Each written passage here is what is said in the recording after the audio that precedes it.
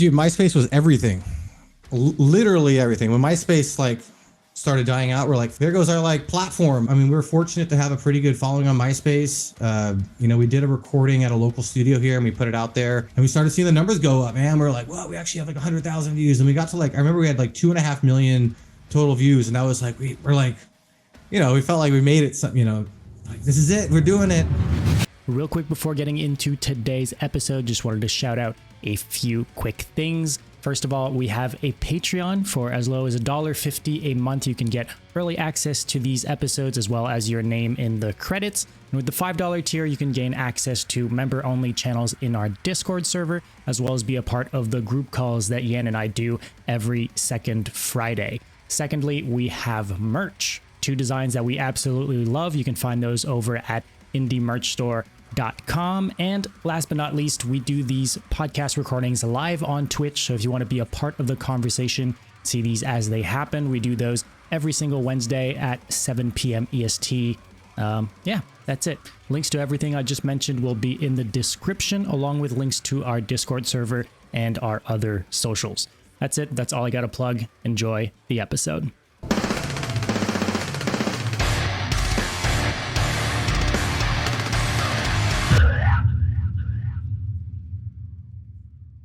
Arde, my man, welcome to the show. How are we doing? Doing fantastic, man. Happy to be here. What's up, guys?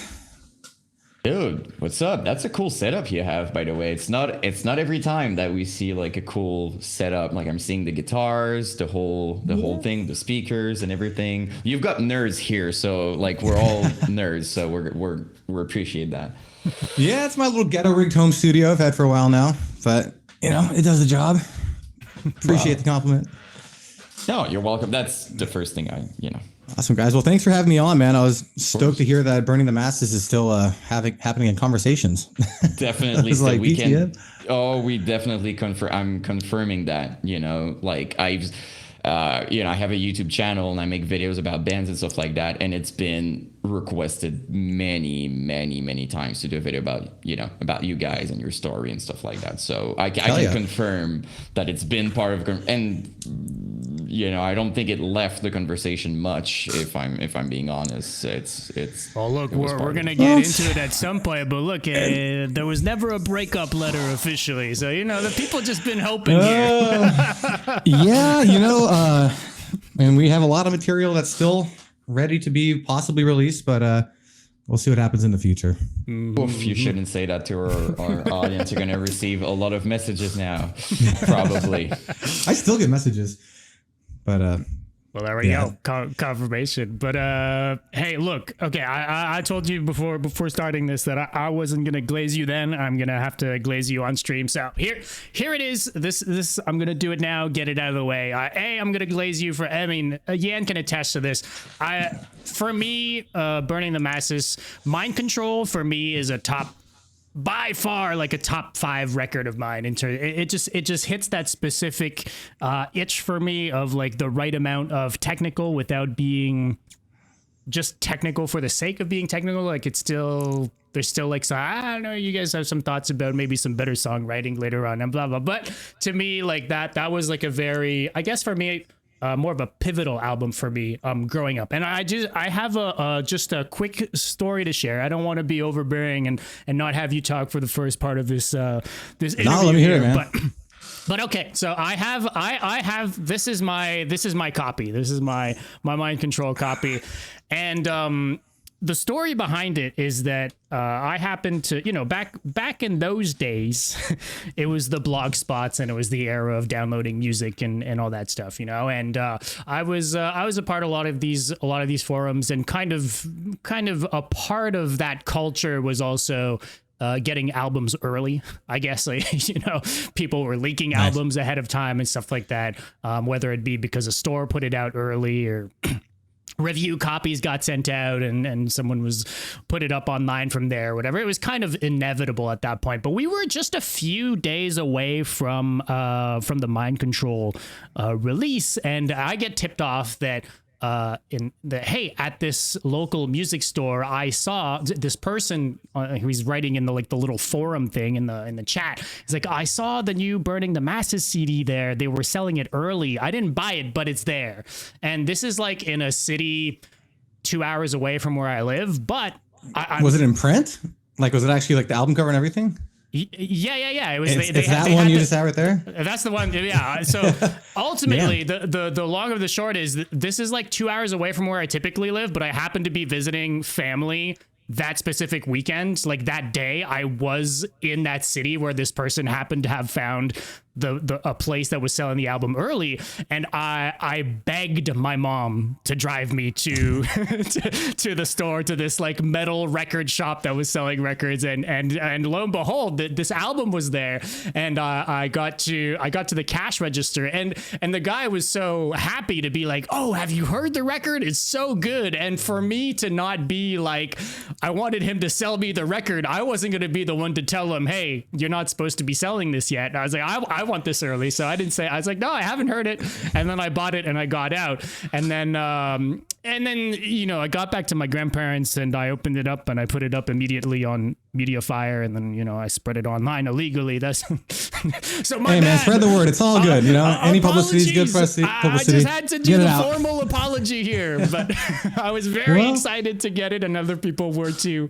And that was kind of the thing at the time. But all that to say, love the album, love your work. So yeah, it's cool to have you here. Thanks, man. Yeah, I'm like trying to wonder how it would have got out early, other than just like press releases from our label. But we definitely had a few versions of it that were going around from like a pre-master that we had. Yeah. After recording, we were super adamant about getting a copy to listen to, and we definitely sent that around to a lot of friends. So the fact that you actually had like a hard copy press, sick. Yeah, I mean. Yeah, I mean, I assume it's just, this was specifically a metal record store, so he probably just got every Media Scare record that was coming out, and he just he had it a couple days early before, but he just disregarded the release date and put it up on his shelves. I assume that's simply what happened, but yeah, I'm glad you got it early though. Yeah. And I wasn't from that point on. I was not the only one either. But I was looking through the kind of the thank you notes. We all miss. you heard us talking just before getting into this call how we lament not having physical copies anymore. And I think the thank you notes are, I think, a lost relic when it comes to everything being digital from records. But I thought your little segment was awesome. Where was it? At the end, you say. Anyone else I forgot? My bad. I'm pretty blazed at the moment, so I got love. That's perfect. Those were the days. Those were the days. Yeah, man. That's so perfect. Well, there's a lot of stories behind that and that record in general. Yeah. Back in the day, reading the thank you sections was like a huge thing. I mean, we had a lot of buddies in the industry, and we'd always look in and be stoked when we see our names. And it was like, all right, we got to call out everybody. And it was just like a kind of like a hidden language, if you will, of like, respects. But the one in our Volatile Existence album cover, I feel like that one was a little bit more off the hinges than the Mind Control one. Yeah. We definitely smoked a lot of weed. Burning the Masses, that's literally where it kind of came from. People think it could be, whatever. There's a lot of different theories out there, but the name kind of came from our original drummer, actually. We're actually named Crawling Beneath before Burning the Masses. And it was a little bit more like post-hardcore, kind of like Killswitch Engage with a little more blast beats. And then we decided to change the name because we wanted to do something a little bit more heavier. And our first t-shirt we printed was a grape ape. It had like a bong and a big joint. And it was this big like grape ape that we, burning the masses. Mm-hmm. And that kind of came about. So definitely still burning the masses, but not as much as we used to. Yeah, it was kind of, that was the... I guess you guys are like specifically known for that. That was the kind of a lot of the imagery and a lot of the, I don't know, just like the quotes on the MySpace and, from any of the videos you would see. That was kind of like, there was the looking for weed signs at the shows and the whole thing. Oh, yeah. I mean, it helped a lot to our writing process. I mean, me and Chris, the other guitar player, pretty much wrote all the songs when we were living together. When we were super young, we started writing everything when we were 16. And you'd write something and smoke a little bit and listen to it, and then write something and then smoke a little bit more and add something to it, and then wake up the next day, listen to it again, and like kept redefining it. And definitely with the merch game, we really went hard on the weed smoking with the Yoda bong. That kind of took off, and I think brought us to a new level of kind of popularity, even with just a shirt. I think people are buying that shirt without even knowing the band, because I see it on eBay and different places, and I was like, wow, people are selling this shirt now for like $60 on eBay. No royalties are burning the masses, but it's all good. Yeah, usually, spread the love. Usually how it goes, I was talking with Alex Kohler, because like I'm obsessed with the Chelsea Gun EP, the first one they dropped and stuff like that, and I'm constantly looking for on eBay and stuff, and the one I found was like $1,500 or something, and I was just, yeah, and I was just like, well, I want it, but not that bad. Yeah, that's well, specifically, like you mentioned, though, it's like none of that goes to the band, right? So it's just that's like what I was telling him. I'm like, I'm guessing you don't. He's like, nah, that would be great. I don't. So well, it's like, how bad do you want it, right? Yeah.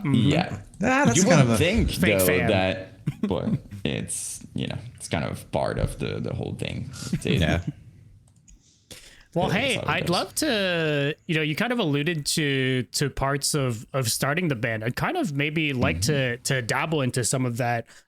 Maybe even if we could take it a step back, like, because Burning the Masses is for sure known for you and Chris's, incredible like guitar playing, like the shred kind of like very guitar forward music, right? So I'd be curious, like, just you getting into guitar and just getting into, I guess, shredding, because a bunch of people get into guitar or even at a young age, but to go and play that extreme of like solos and that specific type of music, like, can you kind of bring us through that? Like, what was your childhood like with playing guitar and getting into music? Yeah, man. Well, it all started, I was in kindergarten. My mom had a Led Zeppelin 1 album that I was playing, and the song Dazed and Confused came on, and I literally like stopped it and had her replay it about 20 times in a row, and then brought it to show and tell. And the parents actually sent me home and called my mom. And from that day forward, I was just obsessed with music in general, and like Jimmy Page. Like first grade, second grade, third grade, it was all about like Led Zeppelin songs. And then I got into Jimi Hendrix, and that's when I really started picking up a guitar. It was around like late third grade. And I was just obsessed with Foxy Lady, Purple Haze, his whole portfolio, and still Zeppelin stuff. And I really started just trying to learn the music. And, that kind of escalated into like a Metallica Pantera in fifth grade. And that was like, which is still pretty young, to be listening to that hard of music, in like, third, fourth grade, right? Pantera, Metallica and stuff like that. Yeah. I mean, I didn't think about it then, but now that I look at it, it was really due to, I had a couple neighbors who were like gnarly metalheads. And when I was like in fifth grade, I remember going in there and seeing a Cannibal Corpse album, seeing an Obituary album, seeing like Iced Earth and, a bunch of metal stuff. And they got me onto Pantera just from the song Walk. Heard the song Walk, and I was like, oh shit, it's over now. And, spent like how many weeks trying to figure out what that riff is. Everyone's like, it's open, 2, 1, open, open, 2, 1, open. It's bending on the one. And I just took that to the next level. I just learned everything by ear and was just like started falling in love with the shred solos. Just growing up listening to a lot of like classic rock stuff too. Like my mom has a lot to owe with that, because she was always quizzing me on the radio, like, what Van Halen song is this? What, Whitesnake's song is this? Who's the guitar player for this? She's the one who talked to me about like Steve Vai. And that's where I kind of started getting into the shred. And then it went from... So she's a metalhead, your mom, I take it. Or at least like seems pretty interested in music at the very least, right? Yeah. I mean, if you were to listen to like our house from like when I was in like third grade to fifth grade, it was like White Zombie, freaking Astro Creep 5000, whatever that album is, on playing like day and night. My sister also really got into like heavier, she was some more like goth metal stuff like that. I'm the youngest out of 5 siblings too. So I kind of helped having older siblings who listened to a little bit more, mature music than I was listening to. But I just always loved like, I don't know, the heavy stuff. Like when I first heard Pantera, it was just like, this shit's so heavy. Like Metallica, I just love the palm mutes. And then, the shred really started coming into me trying to learn like Dimebag solos and Metallica solos. And I did benefit from going into a visual and performing arts school. So from kindergarten through 8th grade, my parents had me in a school where it wasn't really like your traditional, math, history, English. It was like vocal music, instrumental music, dance, drama, and art. And that was your daily curriculum. And you kind of learn math based off of like quarter notes, eighth notes, 16th notes. And you learned a lot of stuff that was based on the arts. And, 6th grade, I'm doing follow spots and doing tech for like plays they would do and learning how to run a green screen and doing the class TV show and stuff like that. And that kind of helped with technical stuff. But being in that school, there was a lot of, they kind of promoted us playing music. And there was always like, bring your guitar in and play a performance for the whole, class and stuff like that. So there was always a competition.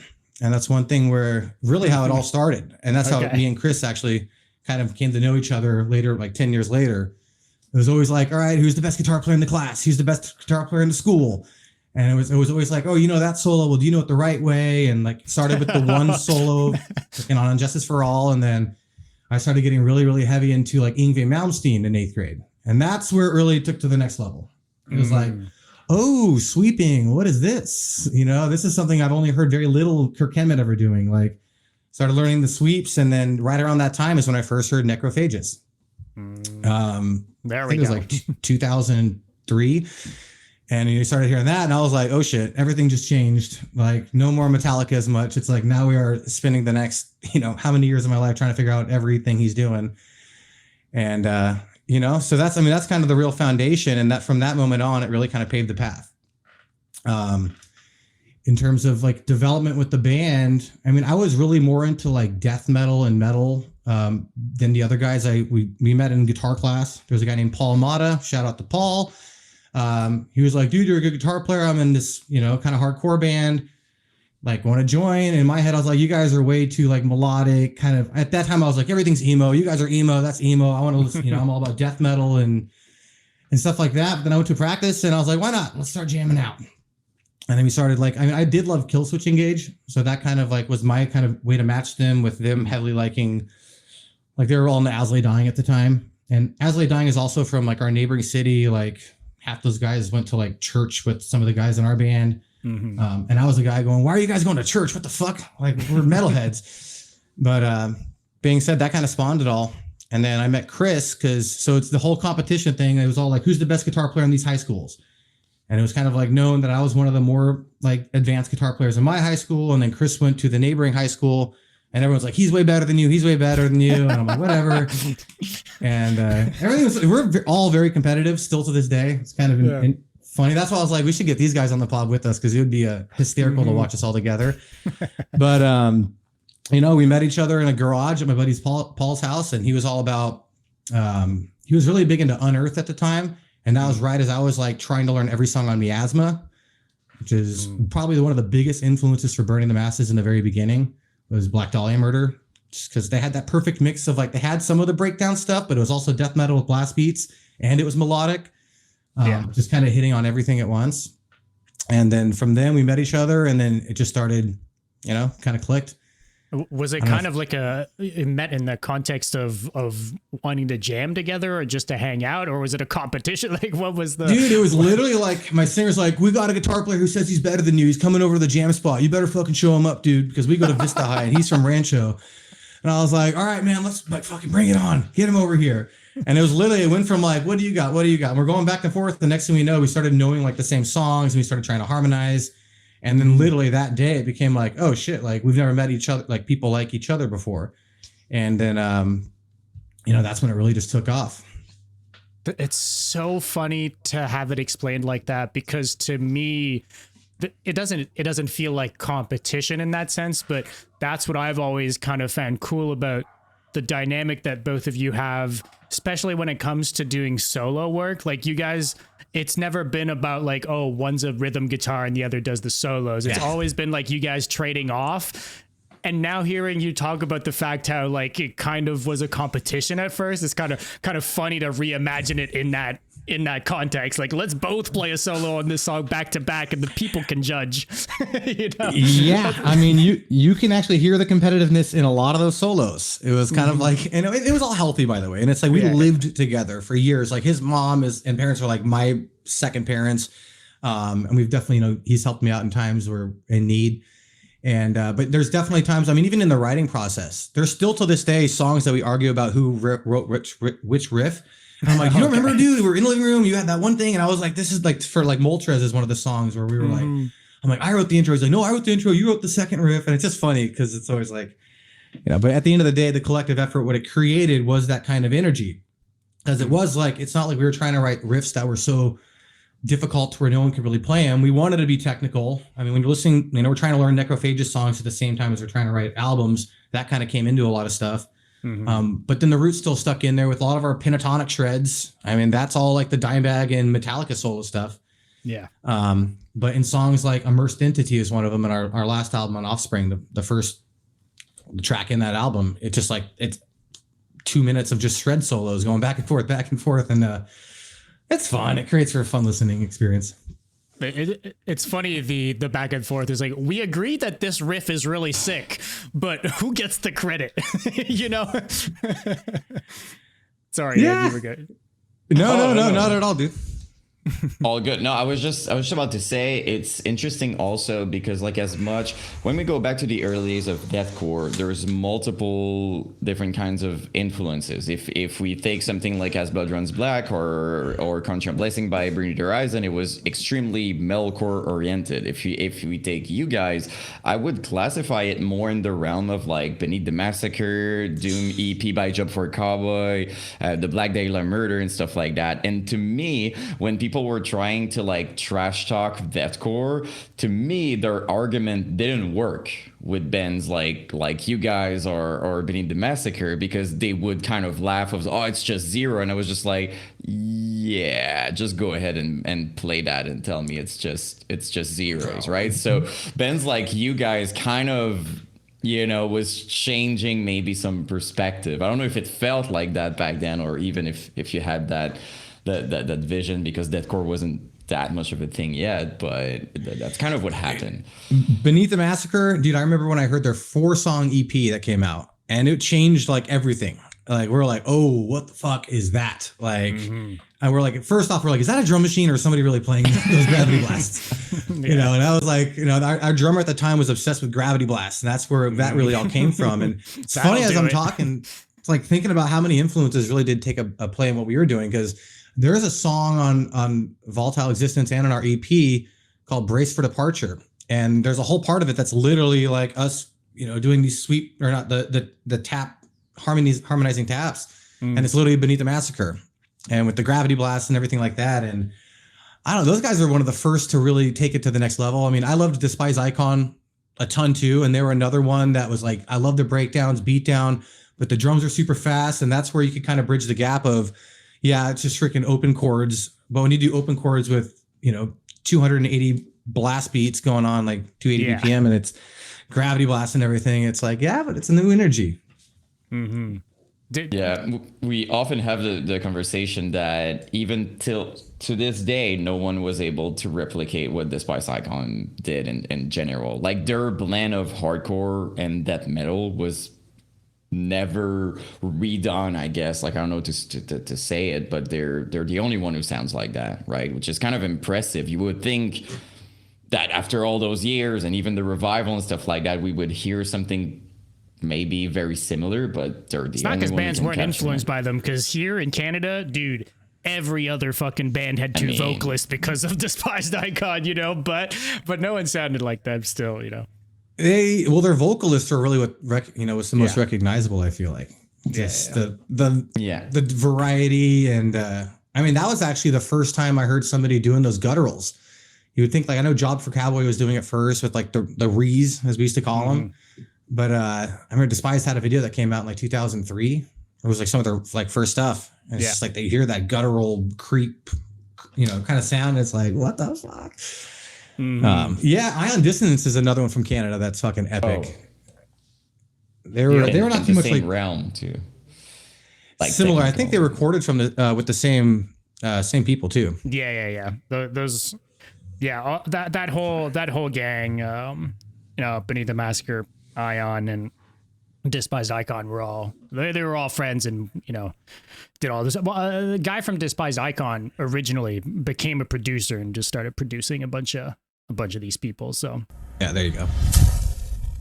Just a quick second to talk about the sponsor of today's episode, Indie Merch Store. Carnifex's 15-year anniversary tour for Hell Chose Me, featuring Suffocation, Devourment, Distant, Body Box, and Monochromatic Black, is currently going full force all across the US. You can check out the remainder of the dates over at carnifexmetal.com, and you can check out merch from Carnifex, Suffocation, Devourment, and Distant over at indiemerchstore.com. Currently got a few albums that are about to come out right now that have got some pre-orders over on the website as well. We're talking Lorna Shore, we're talking Signs of the Swarm. We've also got Shadow of Intent, who just dropped their album, but there's still some album related merch and stuff available for purchase over at indiemerchstore.com. You can use code Brutality at checkout to save 10% off your entire order. That's again code Brutality for 10% off. A big thank you to Indie Merch Store for sponsoring this episode. Brutality Podcast is currently sponsoring not one, but 2 tours. The first of which is currently going strong. It's the Thus Spoke Zarathustra album release tour. It's going all across the US, and it's got a bunch of really awesome revival bands doing regional dates across the entire tour. The second is the Bring Back the Brutal Tour 2025, featuring Peacemaker and I Saw God. The tour runs from July 5th to the 27th. It's hitting the East Coast and the south of the US mostly. I'll have links to both of these tours down in the description if you want to check out more info about the specific dates, as well as a lot of ticket links. There's also, I guess, just like the general context of deathcore, I guess, like, because you guys had a bit more of I don't know how to say it. It's the same conversation we have when we talk about the Black Dahlia murder, actually. You know how Black Dahlia murder wasn't really like a deathcore band, if you really think about it. But it's like metal by association. Everyone that loved them, like everyone that loved deathcore loved the Black Dahlia murder, right? Like that was kind of like the thing. I feel like Burning the Masses kind of fit in that same kind of scenario where like earlier stuff maybe had more. I guess it's more like the ratio of breakdowns, if anything, right? Because it's more like the riffs sounded like deathcore riffs, but there was less breakdowns that were like cliche deathcore breakdowns. But it heavily leaned more towards like a more death metal feel than anything else, right? But like for you guys, like when you guys started getting the term deathcore thrown around at you guys, was that like no, we're not deathcore? Because some people didn't want to embrace that at all, right? It's like no, not really. I mean, dude, the way it really all kind of changed was with each member we had. Like we've had quite a few member changes. Mm-hmm. I mean, and having a drummer that can play blast beats versus one that can't makes a huge difference. You know, when we first started out, I mean, it was literally like Asley dying, a little bit slower kind of vibe. Then we got a new screamer. His name was Dane. Shout out to Dane, super good homie. And he was more of like, he was in a, you know, more of like a deathcore band, if you will. And he did all inhales though. And at the time, inhales was like the fucking thing. Yeah. And it was like, oh yeah, we're gonna do this fucking rees, and you know, and that with gravity blasts. And like we loved the breakdowns too. You know, I wasn't even thinking about it more of like a what genre are we? It was more of like we love this shit. And like me growing up, like when I first heard breakdowns, it was like listening to Fear Factory in like fucking 1999. Mm-hmm. And that's what I like kind of, you know, I was like, oh, that's what that sounds like when they're doing the open chugs matching with the double bass. Yeah. So I was like, this shit sounds awesome. You know, so adding that, mixing it with death metal, but each member we got, it kind of graduated or changed the sound of the band. You know, once we lost our first drummer due to a very interesting recording experience we had with Michael Keane from The Faceless. Okay. So we got a lot of funny recording stories, but we were tracking our first actual EP, like professional EP we were trying to spend some money on. Yeah. And he was just having a little too much fun. And, you know, we came there in the morning and just did a little, you know, he was going too fast, burned himself out and couldn't finish the tracking. You know, so at that point we're like, we have to find a new drummer. We ended up getting Chasen from a band from Vegas we played with once upon a time. And he brought in like the whole new level. Like that guy is by far the most insane drummer I've ever seen live, I've ever played with live. If you ever have the chance to see him at any show, you don't need a mic. He doesn't need to be mic'd. Like that guy is insane.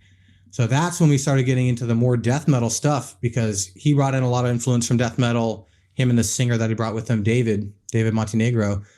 And they were both way more death metal heads. And so it was finally like, okay, now we can start playing more death metal stuff, but we have to still, we still enjoy the breakdowns and want to keep kind of a similar thing. Mm-hmm. And you can see that from the change from our first EP to the, like, Mind Control was way more death metal for sure than the older stuff. Yeah. Well, it's funny. I guess it's a bit just like semantics at this point, but like, I guess, death metal has always technically had breakdowns too, right? But it's a different kind of like breakdowns than what deathcore really kind of evolved into, I guess, right? Like the more just I don't know, like super slow, just the simple like caveman breakdowns, rather than a lot of more death metal stuff was still kind of like upbeat, right? It was, it was open chugs, but it was faster for the most part. I think especially like on Mind Control, you guys do quite a bit of that stuff, right? Which is, I guess, kind of a departure from what you would consider like a deathcore breakdown. But I still loved it. Like for me, it was still contrast, I guess, right? That's what I've always loved about deathcore in general, is the contrast, like being able to have something that's super fast, but then to be able to chop it up or to slow it down, have high vocals but low vocals as well. Like that sort of like dynamics, right? I think solos play into that well, like from not having a solo going into a solo part. It's so eclectically different that it just, I don't know, my ADHD brain likes that sort of chaos. Yeah, switch to that. Yeah. I mean, oh, sorry, what were you gonna say? Well, I was just gonna say, Chasen's been the GOAT, and the underappreciated GOAT for the longest time, man. I don't feel like people give him enough. People don't give him his flowers, man. He's been unbelievable, man. Yeah, absolutely. I mean, he's the only guy that really stuck with metal and kept touring. I mean, unfortunately, the last tour that we did with Burning the Masses, it was with Dying Fetus, 2011 in Europe. He wasn't able to make it, and that's kind of what was tough with our band. I mean, we had to hire a drummer who was fucking epic, Jack Blackburn. Who later on played with Vital Remains. Super fast guy, but he had to learn the drum parts in the airplane, and we met him in Amsterdam for the first show. And we're like, we've never practiced together, and Burning the Masses is known for, like, we have tons of tempo changes in all the songs, and there's a lot of parts. So we're like, all right, let's hope this works. So no click track, I assume. Playing live? Yeah. No, yeah, we never did a click track. That's one thing we loved. I mean, granted, we smoked a lot of weed, and some nights we'd be fast, some nights we'd be slower. Sometimes we want to do this to the solo. Mm-hmm. That was one thing that Chasen really brought to the table, is him being able to, like, on the spot know what we were going to do next, and to be able to do it without anybody noticing anything. Mm-hmm. And obviously, when you're playing shows, things can happen. And that guy, like, he literally, I don't remember a time where he ever messed up, other than maybe he broke a stick or broke a cymbal. Powerhouse. Guy's insane, dude. But you should see him tracking. I mean, when we were recording our first album, it was like everyone in the studio was just laughing. Like, what the fuck is he doing? Mm-hmm. And it's like, some of those riffs would have sounded way more metalcore if he didn't do the shit he was doing. Because he was all into Demure gear at the time, and like Visania and Behemoth, and like super fast 280 BPM fucking bomb blasting stuff. And he's the one who made some of our older, more melodic deathcore songs into like death metal songs. Yeah. I think specifically, like, you talk about like the tempo changes and stuff like that. I feel like even in the studio, he conveyed that kind of freeness really well. Like the one that sticks out to me is the ending of Mind Control, the song. He does this like ridiculous fill that kind of slows down as he's doing it. Like it feels like it's clearly not like on the grid, right? And whether it is or not, like I love that kind of feel that he's always added to otherwise very kind of sterile, like to the grid, death metal that we've been kind of accustomed to, specifically in those years, right? It was like really moving into, like, we're talking like you're recording with Michael Keane, like the Faceless was kind of like known to going into very kind of I don't know, on the grid style recording, right? And I feel like Chasen was like the antithesis of that, which was always super cool to me. Yeah, well, with Michael Keane, we recorded our EP, and that was with our old drummer, and we ended up having to just I think we sent it to Zach Oren from Castle Ultimate, who's like pretty much legendary for a lot of those first I'm not sure if he's still recording, but like All Shall Perish he did, which was incredible. Price of Existence, that really put him on the map.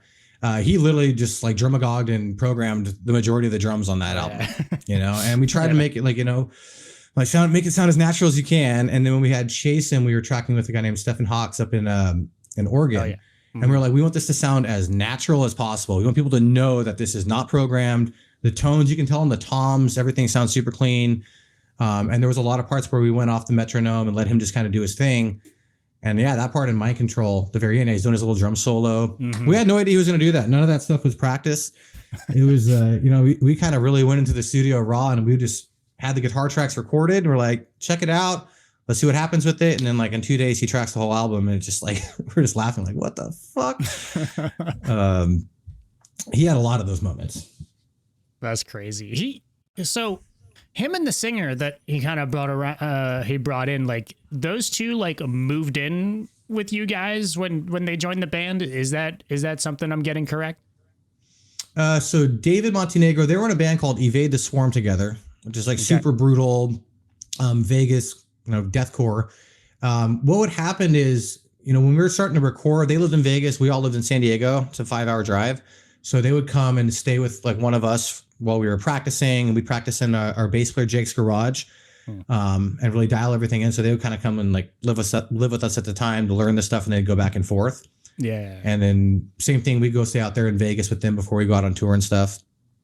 So there was a lot of that happening. Right, because that's kind of the commitment, I guess, living 5 hours away. If you're not jamming every week, that's for sure, right?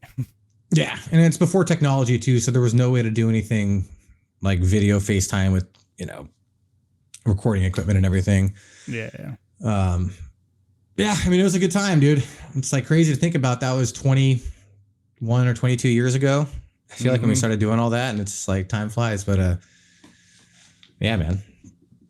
Were you guys mostly just writing in person despite that? Like, how'd the writing process go I'm curious specifically kind of like the earlier material. If we're talking like pre-technology, are you guys recording shitty tracks somehow, or just kind of learning by ear and trying to remember everything? Or yeah, I mean, the very, very beginning stuff, we had a jam space, had all drummers, and it was literally like, I got this riff, check it out. And I'd learn it right away. We'd learn it together, jam it out, and then add to that and add to that and add to that. And then once we started kind of writing more and more music, it would be me and Chris. We literally lived with each other for like years. Wake up in the morning and just jam all day and night. And we just write. We pretty much wrote the whole Mind Control album, and we would write the riffs, and then we would go play it with the drummer, And the same thing with Chasen. We would write the riffs, and then they'd come over and we'd be like, here's the new songs. Sure. And I remember the days of Audacity. That was like 2006, super old recording. And dude, it got to the point where I'm trying to track something. PTSD right now from. Yeah. I mean, it was before there was no MIDI and anything like that. So we would literally like to give him ideas of what we wanted on the drums. Like the song Galactic Abduction, the last song on Mind Control with the crazy sweeps and shit. Like to show him what I wanted on drums, I literally tracked me tapping on a desk, doing the double bass, and then using a pencil for the snare. And I'm like, this is what it's going to sound like. And then like trying to figure out how to track it to get him the idea of what we wanted. And that was kind of when we started figuring out about recording. It was like, all right, Audacity is going to be how we kind of figure out riffs and we can send it back and forth to the drummer. And then me and Chris just wrote everything by ear. It was like, we lived together. So it was like, all right, this is the song, practice it. Next song, practice it.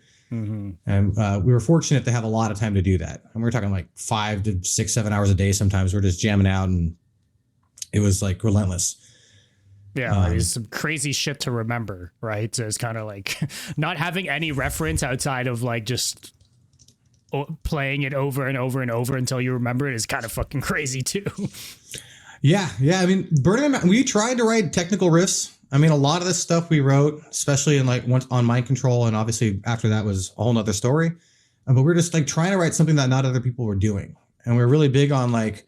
We wanted it to be very difficult for somebody else to try to do like a video and like a YouTube playthrough or something. Or like, all right, no one's going to really figure out how we did this. Until this day, there's still songs I go back and listen to and try to learn. I'm like, how the fuck did we do that?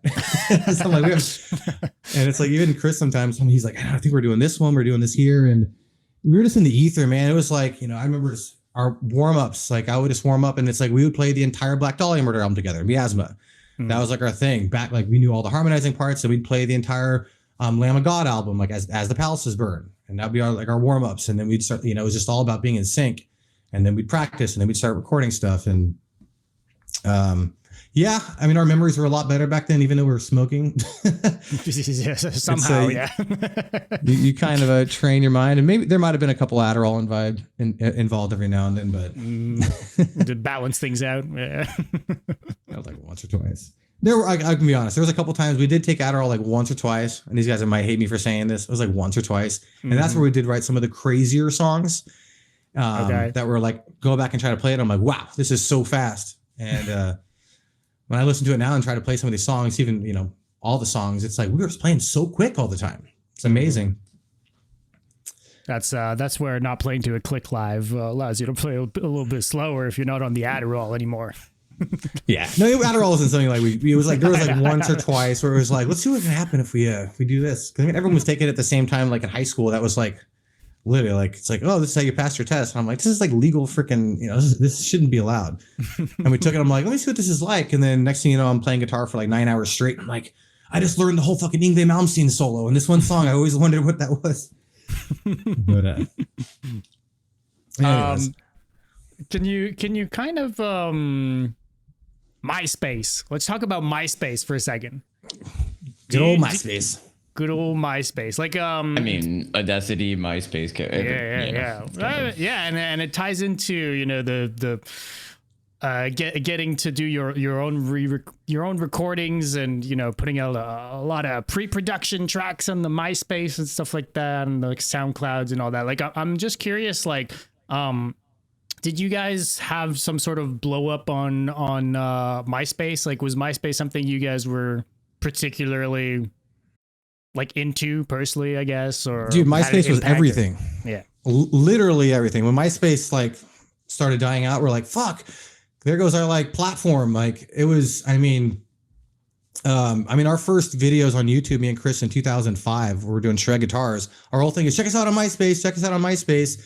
And that was, I mean, dude, it was, you know, we had like so many buddies in like the industry who were like, I don't know, we all found each other like Knights of the Abyss. You know, I saw that you had Nick on, and those are like super good buddies of us. Like some of our first shows ever getting outside of San Diego was in Arizona, and like definitely we were fortunate to have a pretty good following on MySpace. You know, we did a recording at a local studio here, and we put it out there, and that was when we first really started to introduce like gravity blasting, and just, you know, it was a better recording than what most people were doing. And we started seeing the numbers go up, man. We're like, well, we actually have like 100,000 views, and we got to like, I remember we had like 2.5 million total views, and that was like, we're like, you know, we felt like we made it. Some, you know, like this is it, we're doing it, and it had a nostalgia to it. It was just fun because there was so much. I don't know, the way you could, I don't know, customize your layouts and the doing HTML code to put things here and there, and it was like, it was fun, you know, and it didn't become such a, I don't know, a business at the time. I mean, at that time we were just super stoked to get plays. We were paying to play at that time. I remember some of our first shows, we would go and like buy all the pre-sale tickets. I remember we played for the Faceless in Hollywood, and it was like Faceless and Whitechapel. And this was back when Whitechapel was like super, super low key. I remember hanging out with like Phil backstage, and we're just like hanging out, and there's a band called Discreet that was playing. Hell yeah.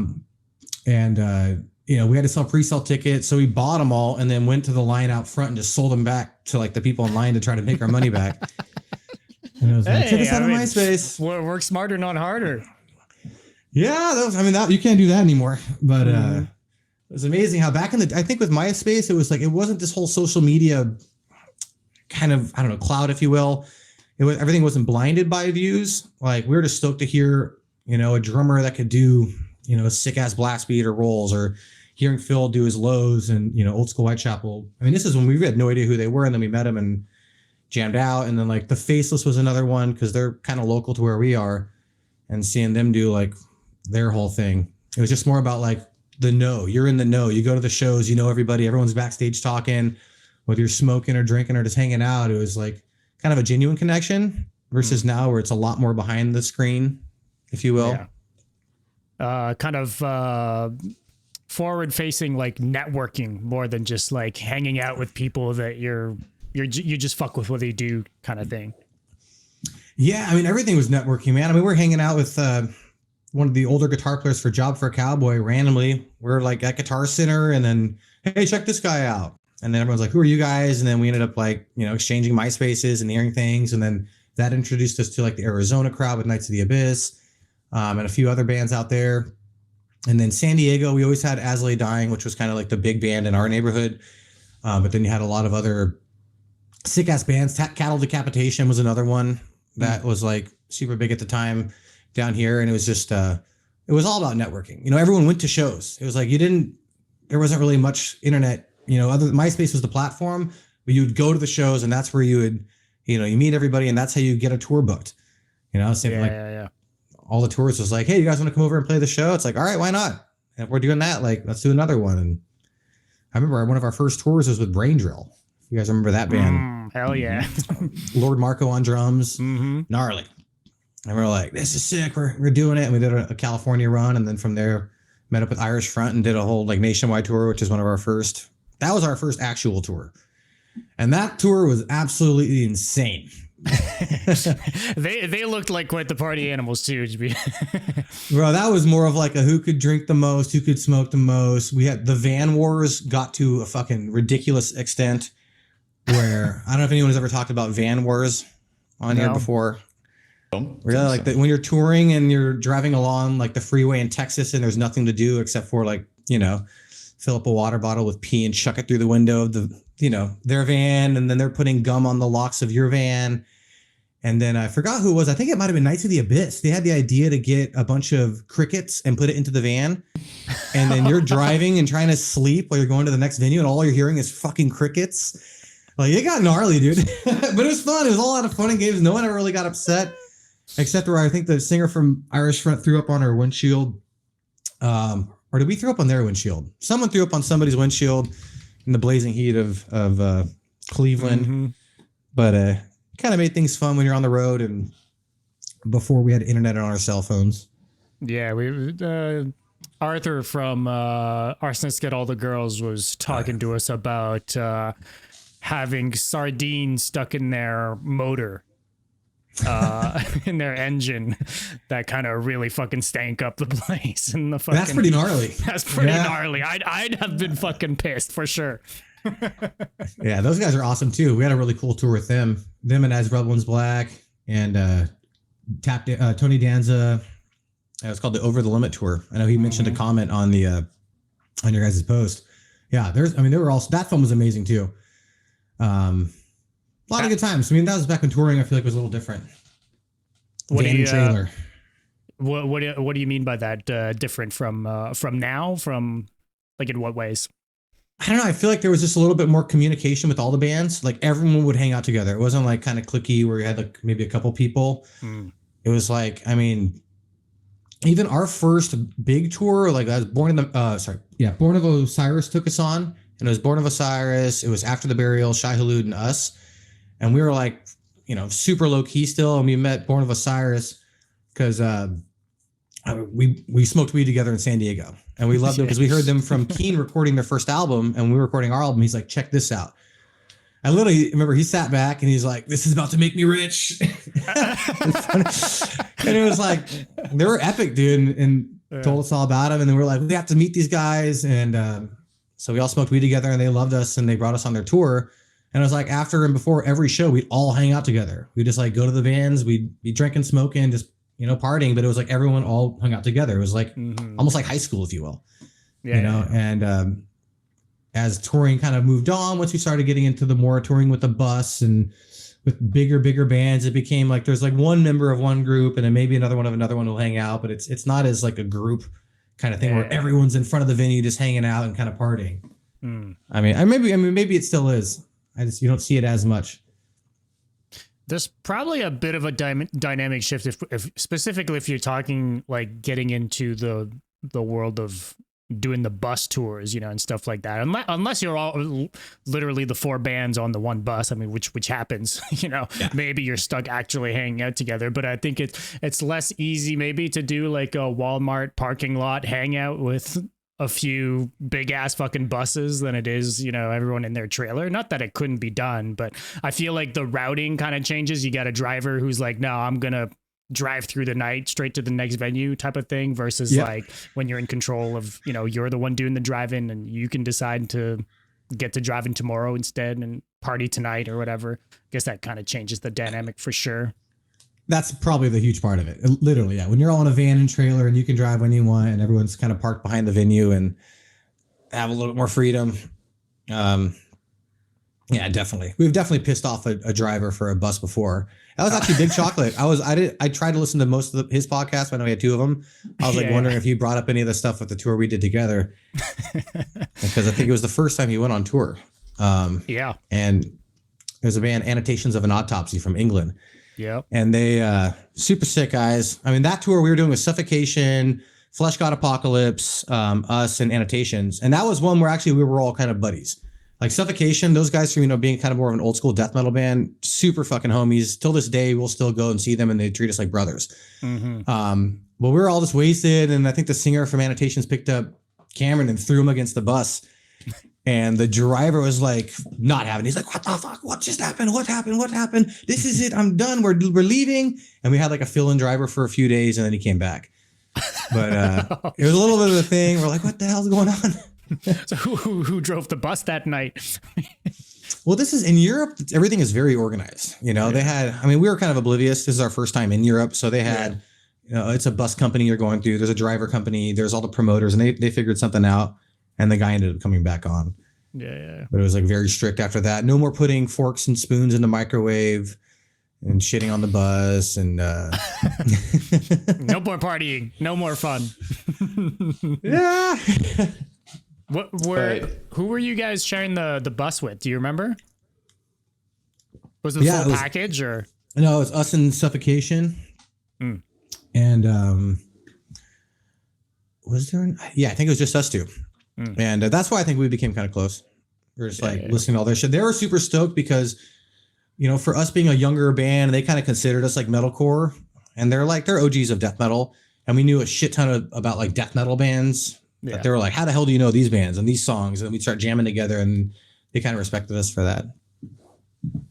Yeah, because there was this kind, you know, earlier in the conversation, you mentioned, you know, a lot of bands being worried to look, you know, emo maybe, or be in the metalcore thing. But what happened, I think, is deathcore was a bit split maybe between death metal oriented, just people who loves death metal, but they're adding deathcore elements, and then you had the other side, you know, with you know, people like me who like metalcore a lot, you know, so bands like Bring Me the Horizon and all that stuff, you know, it was kind of together. So I feel like a lot of death metal people were just like, we're not this. That's not, you know, what we are. And I feel like the disconnection was maybe there. So maybe guys like Suffocation and stuff like that, to them from the outside, they just assume deathcore was this. Like this, you know, kind of metalcore, emo, whatever type thing. So, you know, for a band like you guys, even if you're super technical, they just, in their brain, maybe they just saw you as part of the same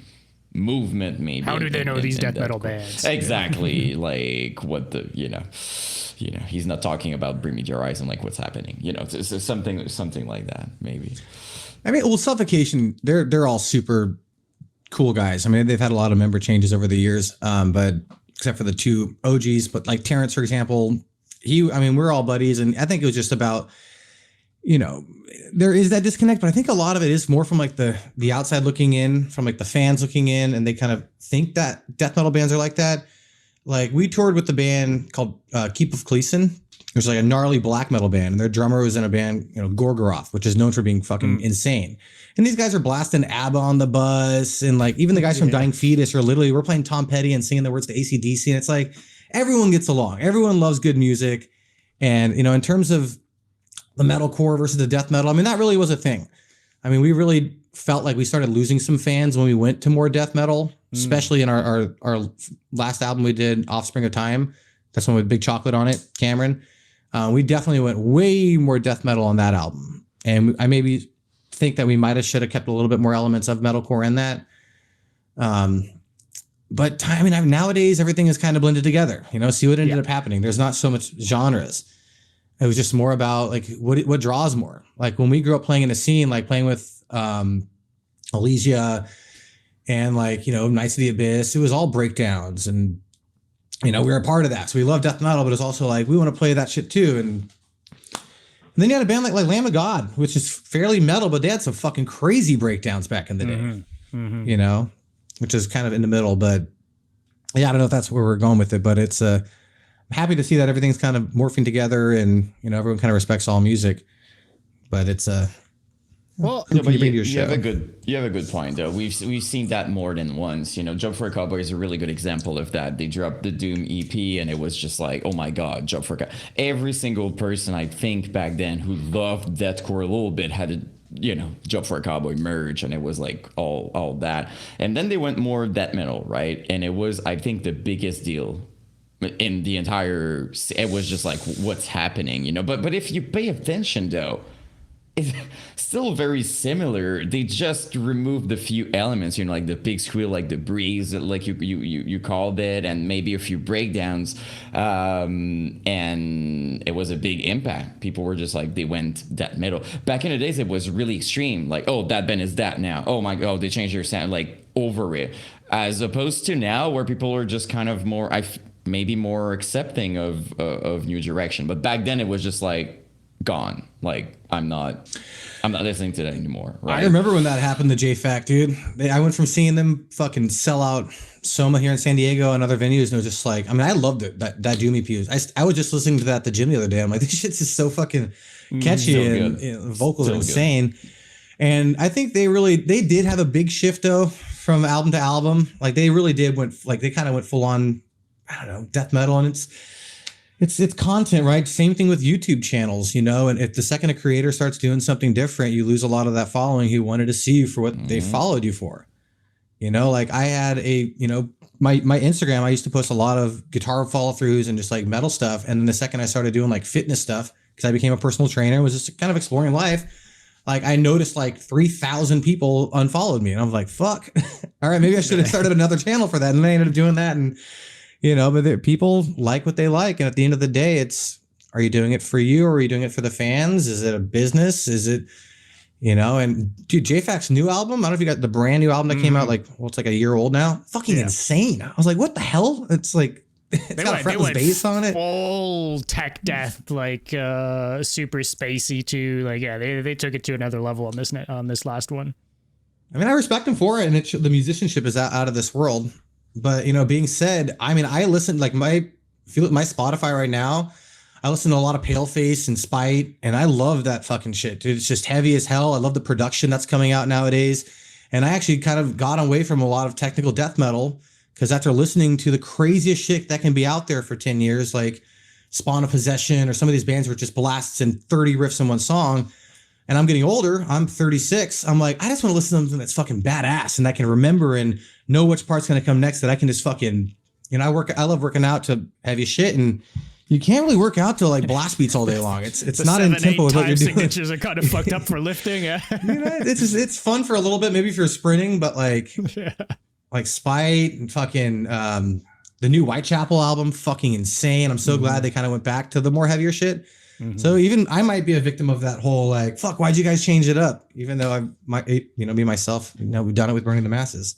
Dude, yeah. I'm telling you that, but I've done that several times to bands. Like I would love to say that I've never been like that, or I still support, but the truth is it happened a few times, which is understandable, I think, but still. But because of what we do specifically, which is a lot of like going back in time and re-listening to a lot of stuff, we do end up doing a fair bit of re-listening to albums that we kind of wrote off in the past.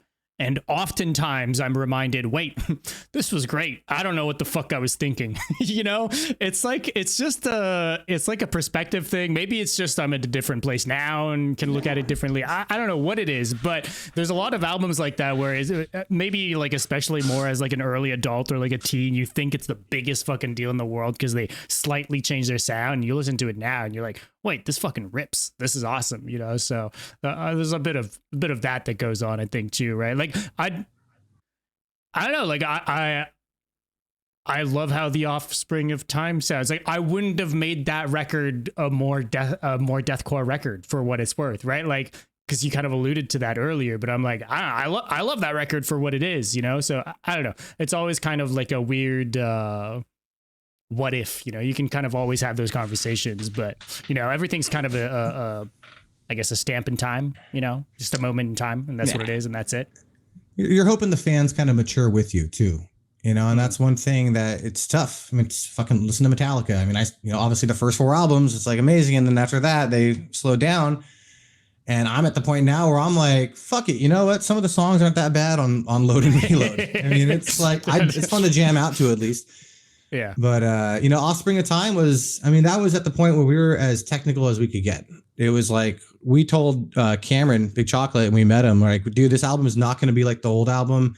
We're going way more death metal, which is why we wanted him to do the vocals. Cause him at that time, I mean, shit was insane, dude. He had like some of the craziest gutturals and, we wanted that. Oh yeah. You know, so we're like, all right, let's see what it sounds like with him going on something a little more technical. And I don't think he realized that when he came into it. He heard some of our older stuff, and I think he was, you know, kind of had an idea. And then when he heard the songs we were like tracking, because by that point we both had full studios. I had a full studio. Chris had a studio. We were programming everything and literally having like, you know, pretty much total pre-pro ready tracks for him to listen to. No Audacity anymore.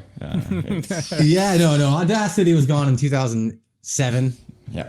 And then it's funny, I still have it loaded on one of my old computers, and I go back and listen to some of the shit just for nostalgia. Yeah. No, I was kidding, but yeah. No.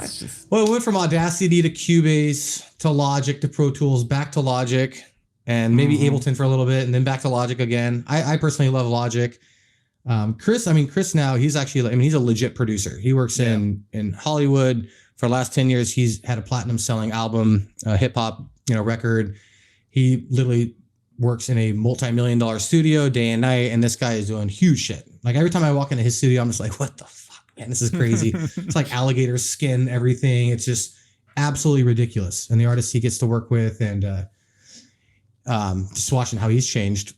Cool. But I'm stoked, man. I'm just like, you know, let me get on there, dude. Let me, if you guys ever need anything, like, you know, it's, but there's a time and a place. You know, we all kind of ended up doing our own thing, and that's how he's stuck in LA and stuck with music. And I decided to explore a little bit more life. And, but going back to Offspring of Time real quick, I mean, that was at the time where like Chasen was at his peak with his drumming in terms of we watched him evolve. Our guitar playing was just so locked in because of all the touring we did. Like that was, we were at our tightest. So when we were tracking, there's a lot more influence coming in. And that was where it was, I mean, that song, like Immersed Entity, there's, I don't know, 7 or 8 riffs on it. And each one it goes back and forth, back and forth. It could be literally 7 songs now that I listen to it. I'm like, why did we just keep changing the riff? Could have just fucking, that could have been like, you know, more material for later on. But it was always about pushing the envelope a little bit, and you kind of mature and want to do, you know, you listen to another influence, you go one way and do another place. And now I listen to way more beatdown shit than ever. And yeah, man, but it's amazing how, you know, we all mature as adults and change our palette, but still on time and a place in the past. Mm-hmm. I think it's also because you mentioned something that's interesting. From the outside perspective, everything looks like a very conscious decision. Okay, so this album won't be as deathcore, but within bands, it's rarely like that. It feels like it's always just like that's where you're at. That's what feels right. It's riffs. It's everything.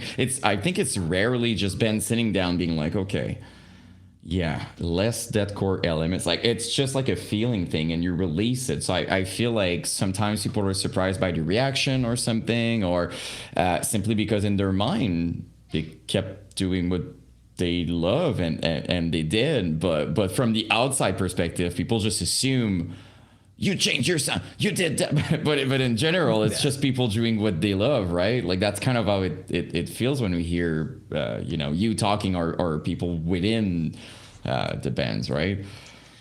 It's a natural progression, you know. It's really, I mean, it came down to you do a tour with the band.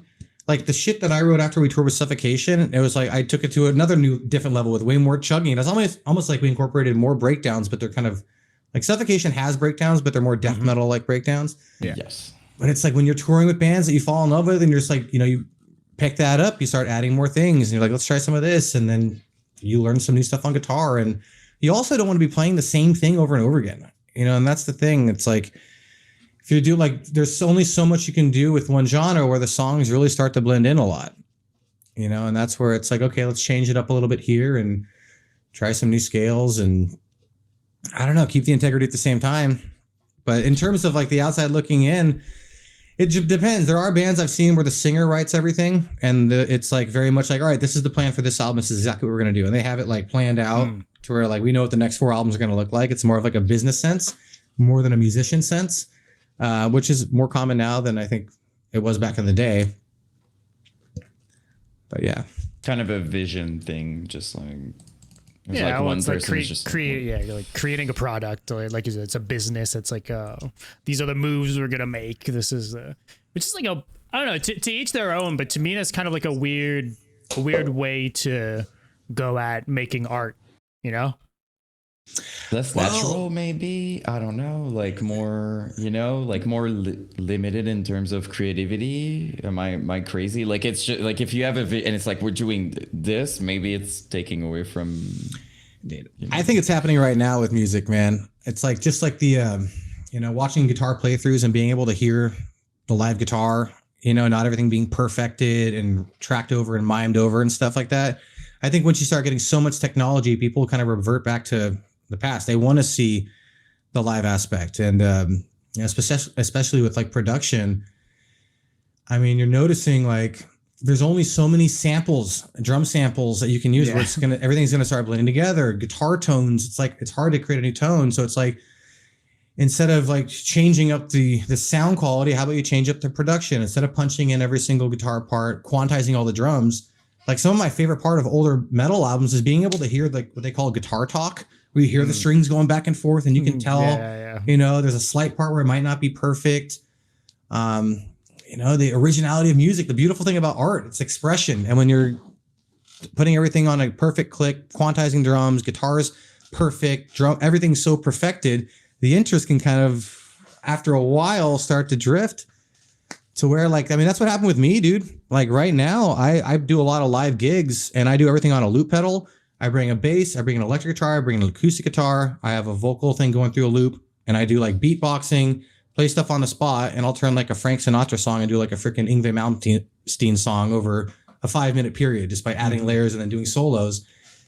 And that's where I kind of found myself drifting towards, because when you do production and everything is so perfected, I kind of lost my interest in it as much. I stopped enjoying going on there and trying to make it sound as perfect and then putting it out, and maybe you don't get the best response you wanted. And then I don't know, you know, I'm thinking history repeats itself and things might go back to a little bit more of a flexible sound, but also obviously still sounding professional, just not noticeably AI professional. Well, I think we're kind of, I think the pendulum maybe is starting to swing, but I feel we're kind of at an all-time high of like, you know, you're mentioning like mimed guitars and like fake playthroughs and like all these things and everything being super on the grid and all that. I feel like right now it's like kind of crazy for that. Like how have you kind of noticed just, I guess, the guitar landscape change? Because let's be real, like back in the day when you guys were starting out with doing this crazy stuff with Burning the Masses, it wasn't like you were very few people doing that kind of extreme guitar. Whereas I feel like nowadays it's like everyone and their cousin knows someone who's like fucking the next Tim Henson or whatever, you know, it's kind of like crazy. Like how have you seen that shift? Like how have you noticed how that's like changed over time? Just guitarists getting crazy and crazier. Yeah, man, absolutely. I mean, there's always been that one crazy kid in Japan who's 5 years old and shredding stuff. But, you know, in terms of like I remember sweeping, like to sweep picking guitar, it was literally like there were 2 people in like our county we grew up in. It was me and Chris who knew how to do that in like high school. And if you like, some people thought, you know, it was a very difficult thing to do. And that's kind of what helped us kind of launch was, you know, we're doing all the harmonized sweeps. And I think with YouTube, Guitar Pro, a lot of factors there that can help people, YouTube especially, just people being able to see it. Like the first time I learned how to sweep, I was like, okay, it's a bar chord basically. If you hear each note, like da da da da da da da. So I was trying to do it with just right hand, and I realized, how do I finger each note? And we learned it by ear, just trying to figure out what was happening. There wasn't really tabs that were showing Yngwie Malmsteen songs, which is, maybe there were, but we didn't really have access to them. And now everything is just so accessible, where you can find that out. And it's interesting. It's insane. I remember there's a band, Chon, who's absolutely incredible. They grew up in the same area as us. And those guys were like one of the first guys I heard doing that kind of Polyphia, Tim Henson style guitar stuff, where it's like the very low gain. And once they were starting to do it, I'm like, now everyone's starting to do it. And it just, I don't know. I think it's evolution, right? Are we just getting smarter? People are living longer. People are catching on easier. I don't know. What do you guys think about that whole thing? Well, not to go off topic with that, but what you just said, I think it's always going to happen. Like if I take skateboarding, for example, right? I know it's different, but like when I was skateboarding and I was younger, tricks that would be the biggest deal back then, and it was like everybody was talking about it. It's nowadays just like people are not even putting that in their clips because the evolution gone so far off. And as much as it can be incredible and very impressive, though, on the other end, some of the style, some of the fun, some of the, things that you would see in the past are kind of shifting. And I think with evolution, there's a compromise. And it doesn't mean that it's bad. It's always subjective, but you're always going to lose some of that natural, raw thing that you had back then, back when people were discovering things. As you said, we had this discussion many times that vocalists, right? It was this legendary thing, like how Phil Bozeman is doing his lows, how Mitch is doing his highs, stuff like that. Now, if I click online, I have 50 billion videos telling me exactly how to reproduce all of it, which is great, more accessible, sure, but also maybe a little less special. Takes the fun out of it, man. Yeah. Like I love it when shit like I grew up skateboarding like too. San Diego, where we live, like literally 2 miles away from me is where Tony Hawk's house is. Ryan Sheckler lives down the street. Bob Burnquist lives about 5 miles east. Like grew up in that whole world. And dude, I remember like doing a tray flip. Like back in the day, that was like, oh shit. Crazy. And then when you see people doing an impossible. Sign this guy right now. It was crazy, dude. Could be sponsored for that, right? Like just because you do a few tricks like that, oh, maybe I'm going to get sponsored, if I land that, type thing. And it was fun though, too. It was like, oh my God, you don't see anybody doing that. And like, I remember the first time I tried to drop in on like a huge half pipe, like an 18-foot half pipe. And like, it took me 20 tries. Scary. And last time I went to the like skate park over here, and I'm watching these like 8-year-old kids doing freaking, heel flip to indies and just doing crazy ass shit. And I was like, what the hell is going on? Like, and it's right. Evolution, it becomes easier. I mean, I think with action sports, it's pretty epic, dude. Like, especially with BMX, seeing the people doing the Superman back, they're flipping the bike, they're doing the flips, going back and forth. It's kind of insane to see what people can do. With music, it's, I don't know, it might be it's similar, but where is it different? Because, what were you going to say?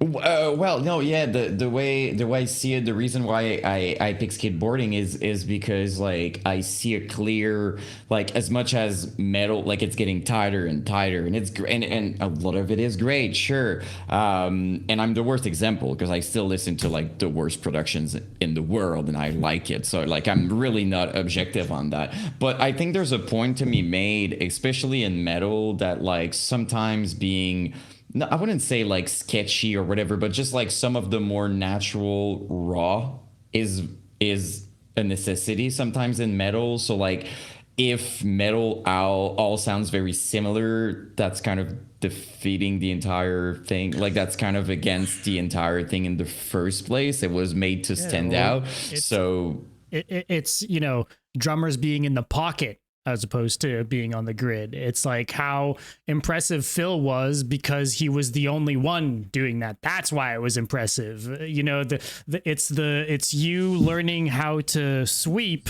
So you probably learned it in a little bit of a weird way that makes it sound unique to you versus having the same tutorial that everyone learned it on. So they all perform it the same way, right? It's all those small nuances. And I think specifically when it comes to guitar playing and all vocals too. I think just music in general. In metal, I feel like we get really caught up on like the the technical and like your technical ability and how good you are, but like ultimately I think the bar is higher. Like the way more people are really good at their instruments and at their craft, but that doesn't necessarily mean that there are that many more good songwriters, like people writing good shit. That's like a whole other thing that isn't really something that's being taught as much as how to sweep on guitar or how to do this crazy solo stuff for Phil Bozeman's vocals, right? Yeah, write a memorable riff, dude. I think that's, where I feel like history can repeat itself. If you listen to shit that's stuck in your head, whether it be Zeppelin, Van Halen, fucking Nirvana, it wasn't about being the craziest. It was just writing something that got, a sick riff that you could hum to. Might it be technical or not? I think that's a huge part of it that we're kind of, we kind of lost for a while. And then like when it comes to a writing process, I mean, shit, dude, it's like with us, it was kind of a melting pot. That's why we had so many riffs that were songs that were different. Cause it's like, this is going to be our, this is riff from this song we like, and this from this influence and this influence and this influence. And we kind of put that together and created what we had to try to make it sound different. And that was a huge point with Burning the Masses is we didn't want to sound like anybody. Like we really wanted to have similarities. But we did kind of have a, and you can go back and listen to Mind Control. There's a song called Euphoria Ends. It's actually one of my favorite songs. And Chris, I'll give him full credit. He wrote that whole song. Listen to today on that one. 100% sure on this one. Yeah. He's gonna laugh when he hears me say that. But no, and I'm just like, it's so interesting because it starts off like kind of beat downy, then it goes to like very spacey, and then it has like straight death metal elements, and then it has breakdowns. And Chasen's drums add a lot to that, which is another huge thing. I think people are programming all their drums, which is very common now. They program it first, the drummer learns it afterwards. You need the drummer to write the drum parts. Find a drummer who can write his own parts. When the guitar player writes everything, it fucking sounds the same after a while, and that's just because you're not usually the best drummer. And I think that's one big element we forget. It's, a band needs to be hopefully equal contribution as much as it can be to create that uniqueness. Because even though stuff does sound similar today, it's tough to find a song that you listen to and want to hear over and over again, for 30, 40 years to come. Yeah. Being said, real quick, technicality. You ever listen to like jazz musicians? Like I used to bartend at a lot of jazz bars in the past, and like these guys do some of the craziest shit I've ever heard in my entire life. Some of the most like professional, musicians. And it's funny because if you listen to jazz, it's like it doesn't have the biggest audience, right? It's basically music for musicians. And then when they would listen to the stuff I would do, they're like, we could never do that. That's absolutely insane. And I'm like, I have no idea what the hell you just did. You're doing the craziest leads. It's all freestyle and flowy. And I always just thought that was a really cool thing with music that, hasn't really kind of bridged together yet. It's very rare that you find like a jazz death metal band. And maybe there has been kind of, but it's Psyopus types is kind of the extent. Yeah. They were fucking insane. Yeah. But also, is it listenable? Jazz, and when you put distortion on it, it can't come across the same way. Yeah. No, that's interesting though, that like both sides can be like, no, I would never be able to play this, but they're both like equally kind of fucked up. It's just like different kinds of technicality, I guess, right? Like. Yeah. Like, but that's always like, even in metal, right? Like you just have people that are better at like specific, it's crazy. Like when you think about it, like some people will just specifically hone in on one specific subgenre of music in the instrument that they play for their entire life, and that creates like a super uniquely positioned person to play specifically what they're playing, but maybe nothing else. It's kind of crazy sometimes. Obviously, it somewhat transfers over, but right, just to allude to what you were saying, like the jazz musician is like, yeah, I could never play this. Like this is my thing, but I could never play that. Yeah, you stay in your own pocket. Yeah, well, I'm curious for you guys. Where do you think 10 years from now? Metalcore, deathcore, death metal, where will it be at that point? Because we're in the last 10 years, I feel like it's not shifted as much. It's been very similar. I feel like 2015 compared to 2025, you can listen to albums, the production sounds similar, all kind of sounds similar. Where do you guys think it'll be in the next decade? I think it would be over. No, I'm kidding. No. It's just gone. No metal anymore. Do you want to go, Dom? Because I went last time, so I'm gonna let you. I think right now specifically, and this is really because of the specific niche that we're in, we're seeing a lot of what you were talking about earlier, like that kind of going back to a more gritty, kind of more open, kind of like there's like a definite there's like a MySpace sound. There's like a revival and like bands that want to sound like early Suicide Silence and stuff like that right now. So I do think there's like some form of I don't know if that'll be like, if that'll continue being more and more popular, because it's still like a niche thing. But I would doubt that like in 10 years from now we're still doing super on the grid stuff. I think, to your point, to what you were saying earlier, I do agree with the fact that I think the pendulum is swinging for sure towards just something else. I don't know if like it's just you know, things go in cycles. Like, I don't know if in 10 years from now we would have like gent would be coming back. Like, I don't know what, you know, like, yes. I don't know what that entails. Right. And then in terms of like what's new, that's always kind of hard to imagine, right? Like what the next progression of, you know, right now everything's kind of like symphonic deathcore. You know, I couldn't have predicted that 10 years ago. Right. Like, it's like a completely like weird random thing that decided to pick up and become popular in 2020 or whatever. So it's kind of Bleeding like, Through was doing it a little bit back in like 2004 and 5. Absolutely. But Bleeding Through and a lot of bands were influenced by Bleeding Through for sure, but not like widespread like what we're seeing right now, right? Like Lorna Shore. Yeah, like Lorna Shore, and everyone's trying to sound like Lorna Shore right now. Like that's like the current wave, right? So yeah, go for it, Ian. Yeah, that would kind of be my point. I think there's a big factor in it, which is, unfortunately, when something gets really big, everybody wants the same exposure. And now we're fighting for attention nowadays, right? People have 1 second to give, and even then, sometimes it's not, you know, like, that's why, I mean, you go online and literally, and I don't mean that in a bad way, but people are trying to grab, like, it's almost like, don't skip me. I'm here. I just want to talk to you. Like, yeah. And I'm just like, oh my God, that's pretty bad if people need to actually just be like, please don't skip me, I want to say something.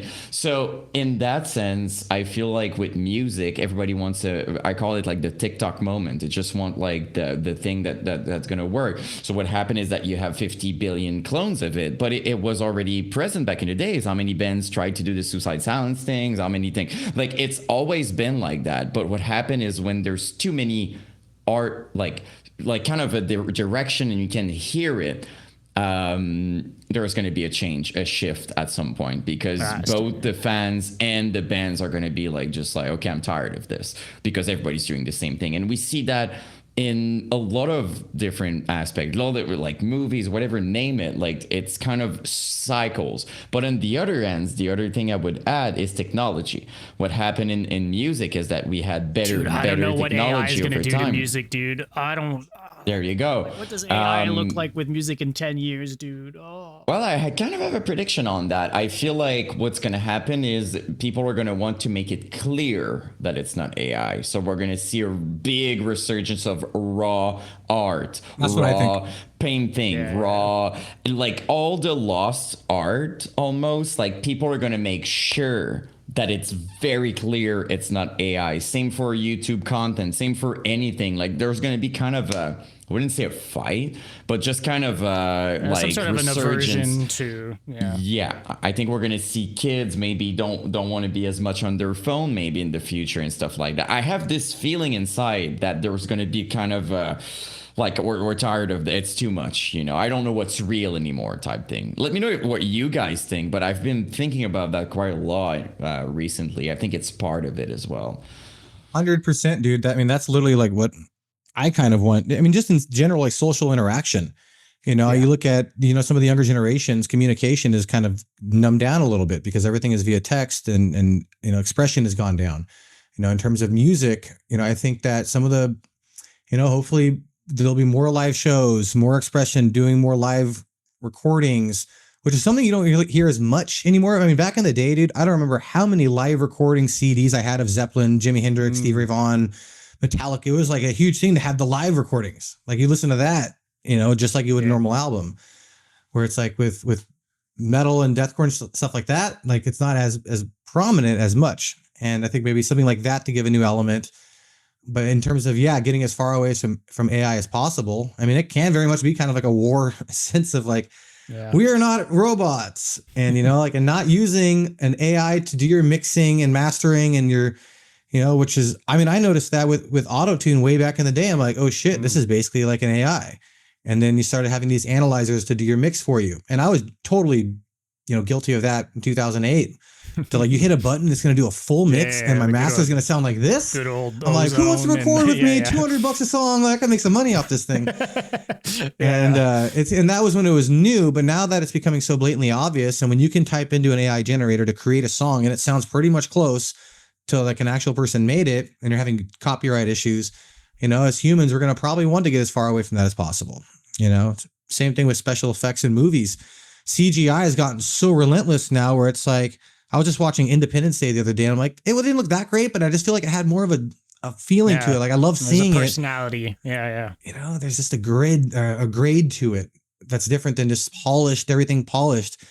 There is a study, or there was an old YouTube video, I don't know if it's out anymore, where a guy hooked up a seismograph to a Justin Bieber album and a Beatles album. And it showed like the Beatles album going all over the place, and the Justin Bieber album was like big waves only in one straight line. So the dynamic range was completely different. And they correlated that with our brain and how our brain remembers things. You know, when something is just very loud, but a single frequency, it's blatant, but it's not connecting into like the deeper, you know, parts of our brain. Versus when you hear, you know, some older music in the 60s and 70s, where like a bass will be over here, a guitar's over here, there's a vocal part here, there's that over here. The blend together of that old school mixing made something that actually stuck more.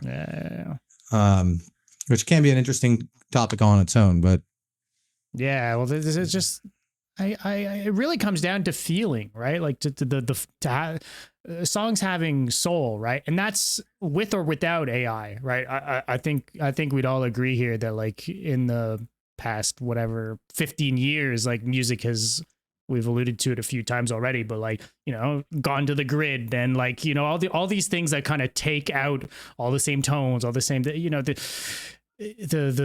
AI mastering and all these things that kind of make everything sound samey, and you lose the imperfections, you lose music kind of feeling like alive, like I don't know, and I don't feel like it's kind of weird, because I feel like some of what we love from like the old like the MySpace days, it's not like none of that was a decision. It was just by way of what was available to 16-year-old kids doing their first recordings, right? And we just happen, there's like something to that sound like that we connect with, right? It wasn't a thought out thing. It wasn't like anything, you know. So I don't know. I think there's something to that, and you know, it's cool.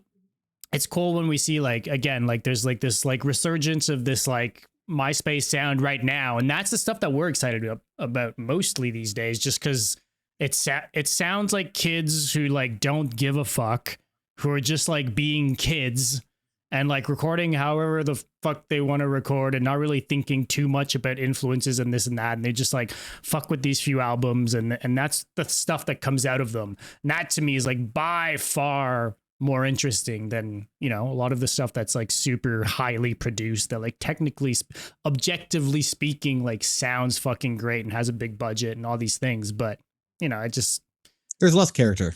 Yeah. Because I mean, everything now, it really is. I mean, this is probably the reason why everything is why it is. It's all industry standard, you know, like if you want to put out an album, you know, your label or whoever manages you, or even yourself, you're not going to put it out if it has that sound from 10 years ago, because this isn't what's happening right now. We need to make sure it's this way. We need to make sure it has to sound polished, you know. And back in the day with MySpace, I mean, you got stoked about views. Obviously, it's like you're happy when you start getting them, but I don't think you posted something with the expectation of having as many. It was like, I have to hit this much. I have this number. I have to keep hitting that number. And I think that's where content is getting so bland, because it's all about the It's all about the numbers, really. It's everything's become such a business mindset. We've lost like the just originality of just being fun. Yeah, if MySpace your new either. song doesn't have like the same or more views than the last one, then it's a failure. Yeah, you'll delete that's it. how we that's how we think about it. It's so fucking crazy, dude. Yeah, and that's where you lose originality.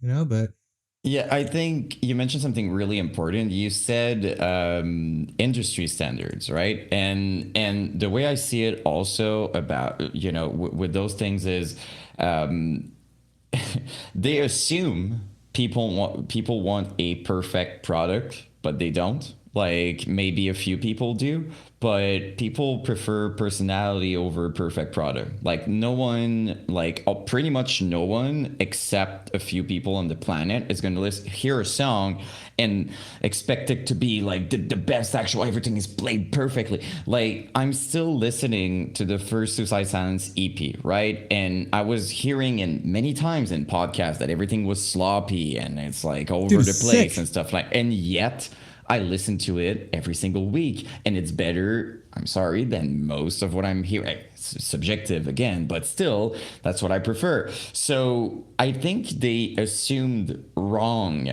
that people want something as perfect as possible when in general you listen to music, it's kind of an escape. It's fun. It's like you want to hear personality. You want it to be them. You want these weird moments. That's why you remember back in the days when people would use movie sample and weird shit in general, right? Loved it. So I think, and I think that's why there's a resurgence of that. It's crazy to me though, because we have the history to show that like all the fucking crazy breakout artists are all the ones that are actually like unique and weird sounding, and like those are the superstars. Like those, we know that that's what usually works, but somehow that's not what's being pushed. But I don't know, it's a weird Well, I mean, it's all algorithms now, and it's really what's wanting to be pushed, what is getting the most interaction to push the algorithm, which is all more AI, by the way. Mm-hmm. It's like, well, this has gotten a lot of views here, and do the movie clips. I remember our first single we did. Well, speaking of Suicide Silence's like EP, dude, the first thing was Crawling Beneath before we were burning the masses. First thing we ever did was a compilation with Suicide Silence. And they had they had one song. It was in 2005, and it was on this. I think it's called like Bad Taste, and it was a compilation of Southern California bands. Didn't even know that. And epic, dude. And it was like there's like Tom Hanks. Oh yeah, he's one hell of a guy, fucking Tom Hanks, and then straight into Bludgeoned to Death. Mm-hmm. But it was like one of the older recordings, and the drums sounded like shit. I mean, it sounded sick, but it was just a piccolo snare and totally, it was sloppy, but his vocals were insane. And I remember hearing that and being like, this is fucking sick. This is like more death metal. See, death people still listen to death metal because that was when like breakdowns were huge. Mm-hmm. And then look what happened, that's what they turned into. And yeah, I forgot what I was going to say before that, but you mentioned Suicide Silence's EP. Dude, fucking Swarm, that song, so many songs. Burning the Masses, we used to like warm up to those songs as a group before we got into the more crazier shit. So sick, man. It's just, yeah, that's I always call it old school deathcore. To me, has a big experimental part to it. Like you wouldn't know what to expect. It was weird. It wasn't perfect. And how many pre-prod we would hear and we still liked it, right? Like how many it's not even the final. This man here is guilty of the pre-prods for sure. Yeah, so, and you know what I mean? And we liked it. So I feel like over time, it could be wrong, but I think it's a misconception that it needs to be perfect and it needs to be like, we have all the technology. It needs to be as top. I don't think so. I think people miss the fun in music. And I don't know if you saw, it's not in metal, but the All American Rejects started to play parties in backyards once again. I don't know if you saw online maybe, but like there's some bands that are doing the backyard shows as opposed to like the big things, and people are here for it. It's another proof that people just want the connection and the personality and the realness. So that would be my point with that. Mm-hmm. I agree, man. I mean, I just saw that Slipknot did a show at this little like same kind of deal. It's called the What? Pioneer. I forget what it's called. I just went there to have barbecue randomly, and I'm like, "What? This is where Slipknot did the show that was in like it's in like an old Western ghost town, like really east of LA. Super small venue. It's like maybe can house like 150 people. And that was when they first released what's his name, the new drummer. That was like their first Eloy, release they did. Yeah, Eloy Casagrande, right? Yeah, exactly. Yeah. But I'm like, they're playing a tiny ass little show out here in like an old Western, literally a ghost town, tiny barbecue bar. Pappy and Harriet's, that's what it's called. And when I saw, because I saw the video and then I went there and had no idea that's where they played. I'm like, it's crazy. They played at this like old school little place. I think it's fun. You know, I think being less popular kind of is more popular as well. Like that's one really huge thing with like I have young nieces and nephews and their whole thing is like they're shopping at thrift stores. It's all about like, you know, finding old school shit. It's not about being flashy. It's very much like that's the new cool thing, which is like probably why metal shirts are like $60 now when you find them at a thrift store. No, wait. The metal metal shirts at shows are $60 now, just new, and the thrift stores are probably double that now, even. Yeah, no, I mean, there's one right here where I live that I used to go to all the time to find like super old school stuff, and they had like a Necrophagist shirt, and they wanted $80 for the combo, and I'm like, are you fucking kidding me? But I'm like, all right, like it's crazy. That's it's kind of cool to not be cool, and that's. Even especially in mainstream, and that's kind of been the thing for a while now, especially with like, I don't know, fucking, what's his name? Kanye West wearing a Cradle of Filth shirt. Yeah. But it definitely is like, you know, the irony that, you know, if it's got pit stains on it, it's somehow worth more now, you know, it's kind of shirts with rips in them. And that's the thing. It's like, but why not? I mean, I think that's history making a return, going back to a little bit more grunge, going back to like, not being perfected, like messing up a little bit on a live show. Show you're human. You know, it's. You ever mess up real bad on a show? Yeah. I mean, all on the time, spot, huh? Yeah, of course. We're all human, right? Yeah. I mean, there was usually alcohol involved or something. You know, there's quite a few videos of us online of doing old house parties and back when like you're playing on a floor at a pizza shop and there's like a dude just, you know, moshing everybody and just doing, you know, crowd stomping and you get a foot to your face and something like that. And then you forget where you're at. But no, I mean, notably the only time it was really tough is when we had our kind of fill-in drummer for our last tour. And there was parts where we did not know where we were in the song. And I don't think he knew where we were and not calling him out. He's an amazing drummer. It's just, it's not his fault. Like trying to learn our set list, which is not an easy set list. We have tons of tempo changes and, you know, we've never jammed together. We didn't expect it to be perfect. So I totally give him credit on that. But as a band, when you're playing on a bigger stage, we're opening for Dying Fetus, Carnifex is on that, who's another like super close homies of us. I almost actually played for Carnifex instead of Burning the Masses. And I decided to stick with Burning the Masses, which could be another thing. But because we had the same practice space together. We grew up in the exact same area. Those guys are still like, you know, they're all homies. Right. Fred, I forgot they were in San player, Diego. Yeah. Yeah, like right now next door to us. Their bass player Fred actually covered for us on that tour. He played bass for us because we needed a bass player, and he learned all the songs with us in like the bus in a few days. But no, there was a time where Sean, the drummer, he asked me, he's like, "Dude, want to play for Carnifex?" And at that time, we were just getting started with Burning the Masses, and I was like, "No, I can't do that." And I thought about it, and came back to me a couple times when we were touring with them, and I'm like, these guys are fucking headlining. And I'm like, what could it have been? But I would have totally changed their trajectory, I think, too, because I was very super stubborn in writing. And I'm like, it would have probably added a little bit different stuff, and who knows where it would have went. It wouldn't have been as, you know, where they went with that. So, I mean, who knows? Yeah. It's easier with perspective, right? You know what I mean? Like, I'm sure there's like so many people right now looking at bands nowadays and being like, oh my God, I was almost in. But when you're on the moment, you have a project, like, especially back during the MySpace era, everything was happening, I would say kind of fast. You know what I mean? Like it was just like things were picking up, label. So there's that too. So I mean, dude, there's one thing you notice when you tour with artists, you can tell right away who are going to be the artists that stick around for a while and the ones who aren't. We did a tour with Carnifex out to Arizona with a band called A Breath Before Surfacing.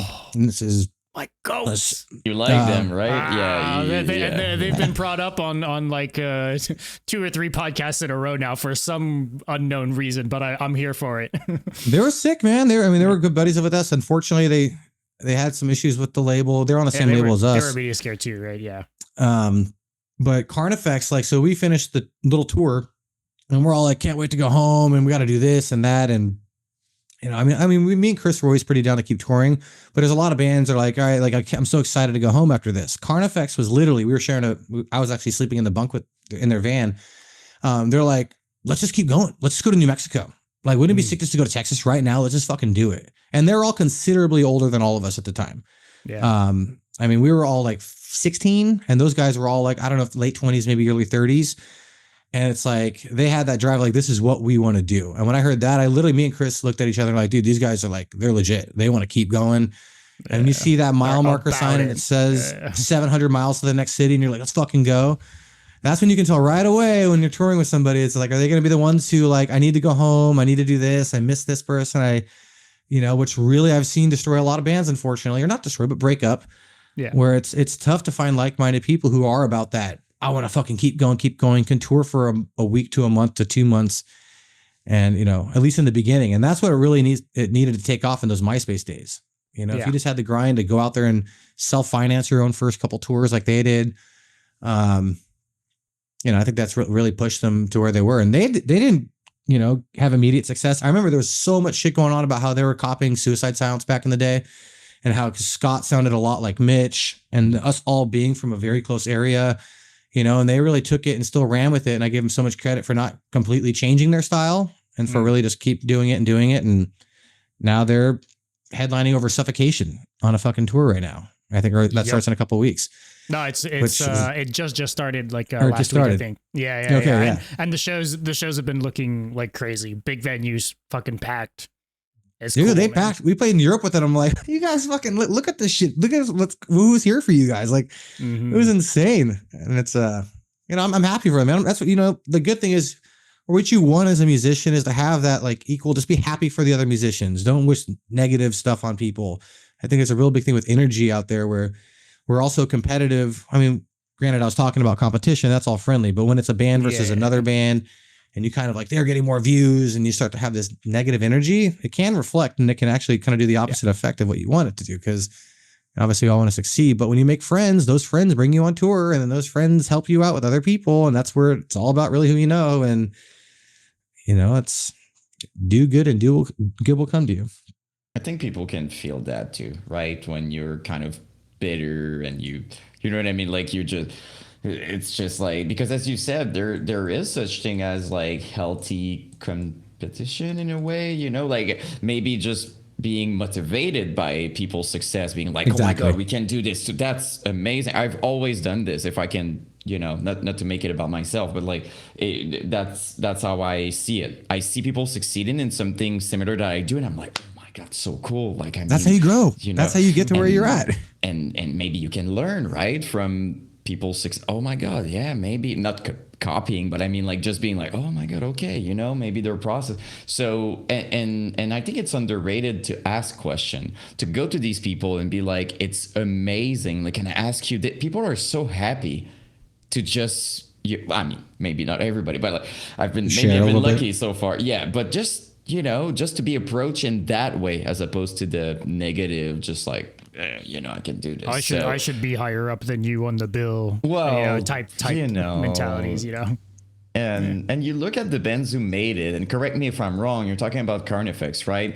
I would bet that these guys were never petty like that. You know what I mean? They just wanted to play, just wanted to make their. I know everybody. People are not perfect, but I'm just saying, bands that make it, I'm pretty sure you would look at the way they think, at the way they would approach things, and it's mostly positive. Bro, and it's for the right reasons. They're the nicest guys in the world. Like, I still remember just back in the day, Corey, when they got him playing guitar, there was a former member, Travis, who we're all buddies with. We'd all just like, we'd smoke weed and hang out. And I know Scott and Sean were like super straight edge at the time. I don't know if they still are, I'm imagining, but they were like the nicest guys about it. Like, just like, don't worry, dude, it's all good. Do your thing. They weren't like being super hardcore straight edge, where it was like, I mean, shit, burning the masses. I got maced before going on a stage in Texas from a straight edge guy because we were smoking before the show.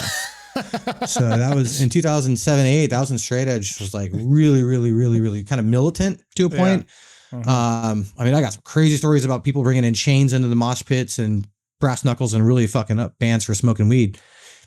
We're here for the stories, and it seems pretty interesting. If I may, I don't know if it was the whole thing, but I'm just don't want to put you on the spot. But it's pretty interesting. So. Yeah, well, I mean, dude, back in the day, like 2006 through 2008, I mean, there's just a really big wave of straight edge going on, and especially in Arizona. There's a gnarly story in Arizona where we played Metal Devastation.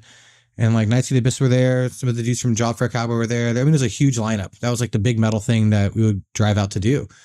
And you'd see dudes going into the pit with freaking like brass knuckles. And I remember seeing this one time, this guy like chains with them and stuff like that. And they're looking for people who are like known to be kind of potheads, and they would like try to aim at them, you know. And we've seen people being taken out in stretchers. And then the Mace story, we were in Houston and we're just in the back smoking weed with a couple fans who are super cool. And this dude snuck behind and grabbed Mace and just sprayed the whole circle. And it happened to start right on my face as I was hitting the pipe. And I'm just smoking weed. I'm like, we're like trying to not be, it's our first time in Texas. And it sucked, dude. I had to play the whole show sitting down in a chair. I couldn't see anything.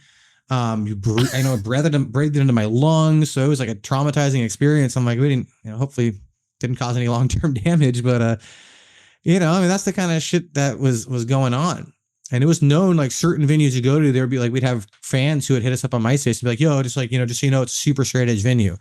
So like smoke weed in the van. And there was a big time where we were just kind of smoking low key because we were known to be a weed band, dude. Like, I love that your reputation, like people are just like, hey guys, just like, it's so well known that they're just like, maybe don't do that tonight. It's going to be bad. But it was a certain time and a place. I mean, there's a couple shows I remember in New Jersey with Irish Front where it was like, we got a little, you know, just get a little worried because they're in a place out there, you don't have security. But I mean, it wasn't like too bad. There's just a couple circumstances I remember where it got really bad. I mean, the Mace thing was the gnarliest that happened to me. Dude, having to play the show sitting down, no, that's because of it. And like still going through with it. You're kind of a trooper for that, if we're being honest. Yeah, I mean, I remember it, dude. Every time the lights shine on you, it burns more because you're sweating and it gets into your pores. And, you know, it's crazy. Okay, maybe it's because I was a former stoner and stuff like that I have this perspective. But is it just me, or the irony is that they're violent because they're pissed, but like potheads are like the chillest, you know what I mean? They're just like people hanging out and just like smoking, and like, and you come in and you're just like, you know, just yelling is too much, you know what I mean? They're just, and they're pissed, you know. I don't know if it's me, but like there's kind of a, you know what I mean? They're upset about people who will never make any trouble while they're just kind of like an oxy. But you know, we're in 2025, and this is Texas we're talking about, which, you know, it's still not legal there. So there is that, you know. But yeah, I'm really bad at this. I don't know where it's legal. You know what I mean? Like I just assume that it's legal. You know what I mean? Like that it's kind of legal, but it's not Texas. It ain't. Nope. I think it's decriminalized. I think you can have a license to have it. Okay. I mean, I don't know either. I remember San Diego or California was, you know, pretty much legal pretty early on, and now it's like a lot of the states are. Which is funny. The second it became legal, I stopped smoking a lot.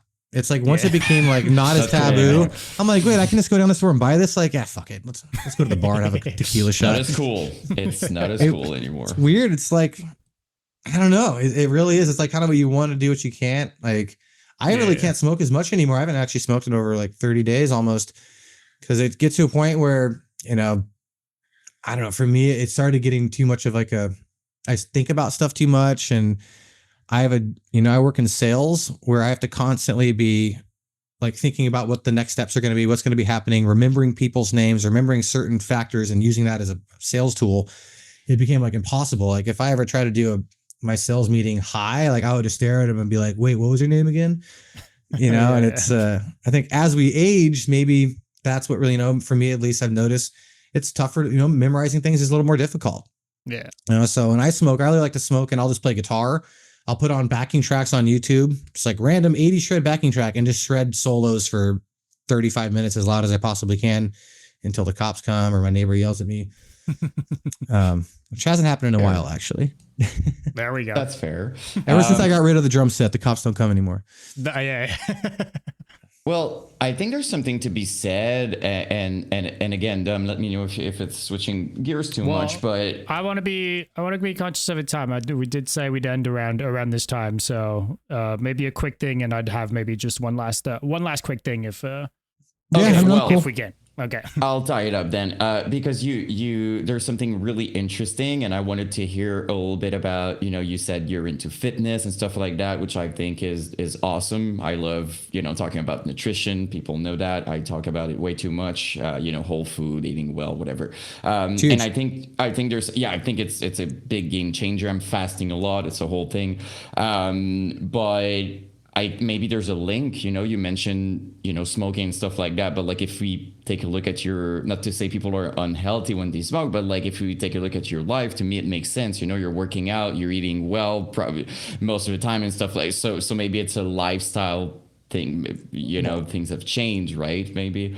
Well, I mean, when I first got into fitness, I actually started a company called High Reps, and I created a whole program where you'll smoke weed and work out. And it's something I was doing for years. But it was based on higher repetitions, much more mind and muscle connection. It wasn't about going out and fucking lifting heavy. It was just, grab 2 20-pound dumbbells, do it for 20s, then grab 2 30s, do 30 reps, do 40s, do 40, and try to get to 50 with 50. And it was more of like, it was a total more mind to muscle connection. Cardio when you're smoking weed is incredible. If I get on my road bike or a mountain bike and I smoke, I'll be gone for like 6 hours, just zoning out to listening to music. And it's amazing when you're not conscious about what you're doing. You're not putting the like, oh, my knees start hurting, or maybe I have to do this, or I need to make this call, or something happens. You kind of can release. So I think there is a huge benefit in that. What happened was I was super freaking high in 2021, and it was COVID, and I found a gym that kind of let us come in through the back door, and I hadn't worked out in a while with weights. So I was like, I need to do my max out on everything. And I was too stoned to do a max squat. And I think I had 365 on the bench or on the rack. And I went down and I breathed out when I was at the bottom. And it's a big thing when you're doing heavy squats. Keep your breath. That's what stabilizes your core.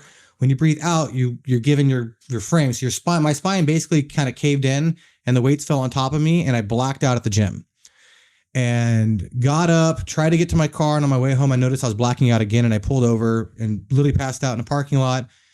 Meanwhile, I'm trying to text my girlfriend, and she's in a work meeting, so she's not answering. And I'm like, fuck. So I make it home, and I just collapse out on the floor. I'm like, I don't know what's happening to me.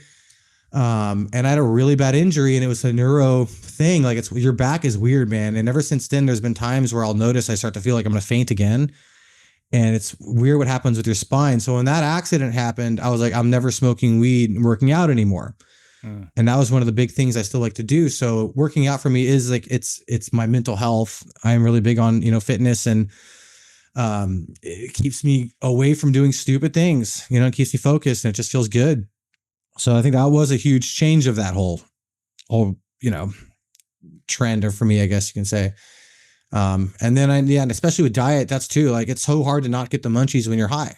That was kind of my which is as you get older. When I was 25, dude, I could fucking eat whatever, smoke. I could drink literally like 20, 30 shots, drink tons of beers, and I would go work out the next morning, no hangover. I would maintain 6.5% body fat year round.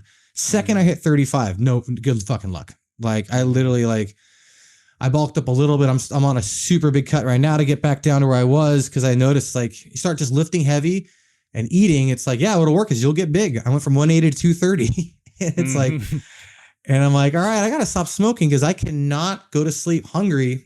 When I smoke weed, I'm eating at night. That's what you'll do. Yeah. Genetics and things like that. But I think age starts to get up, it gets more difficult to maintain.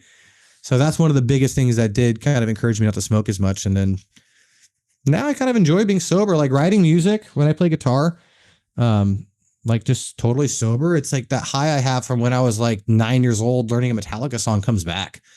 It's like, that's what it felt like to be stoked about just learning the song, or just the joy of the music without the artificial anything involved in it. Alcohol's another one for me. I love drinking and playing. And then I realized I was just, playing to drink. It wasn't like I was drinking to play guitar. It became an excuse to drink. I was like, why am I doing this? Why do I always have to drink when I'm playing guitar? And I end up just playing louder and louder and not actually ever getting anywhere, and there's no joy. So I think it's really good to kind of come back to your little self and give yourself a big hug and just like find that natural joy, whether it's skateboarding, working out. But I mean, things you did when you were younger, maybe, like especially music. You listen to, I still listen to some of these older songs, like Killswitch Engage's first album. It literally puts me back into 7th grade when I had this crush on this chick. I was listening to his lyrics and I'm like, I felt the same way. And when you're sober, you can have those feelings. And I feel like when you do smoke or drink, it can affect those. So I guess that's my little word of wisdom as I'm a little older now. No, but it's really interesting though.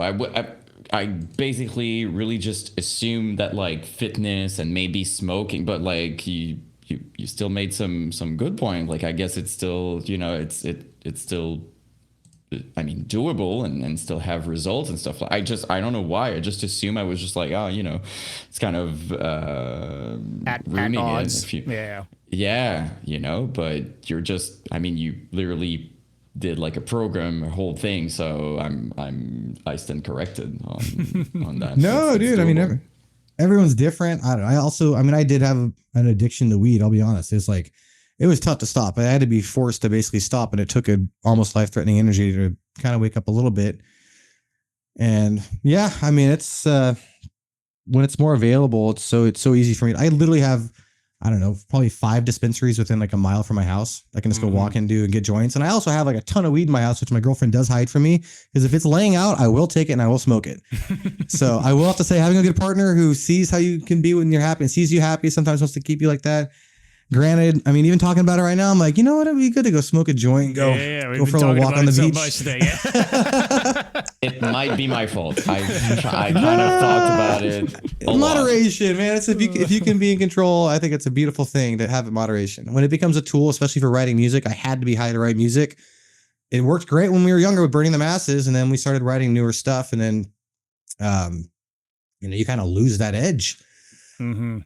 Yeah, but I think you made also a good point. Not to talk about it even more, I'm gonna end after that. But like, I want to help. I don't want to, But people are quick to judge, but they think because in their mind it's just like, well, just don't smoke. But like, as someone who was like highly addicted when I was younger, it creeps up on you. You don't realize it. Like you start by, oh, it's gonna be more fun to go to the theater.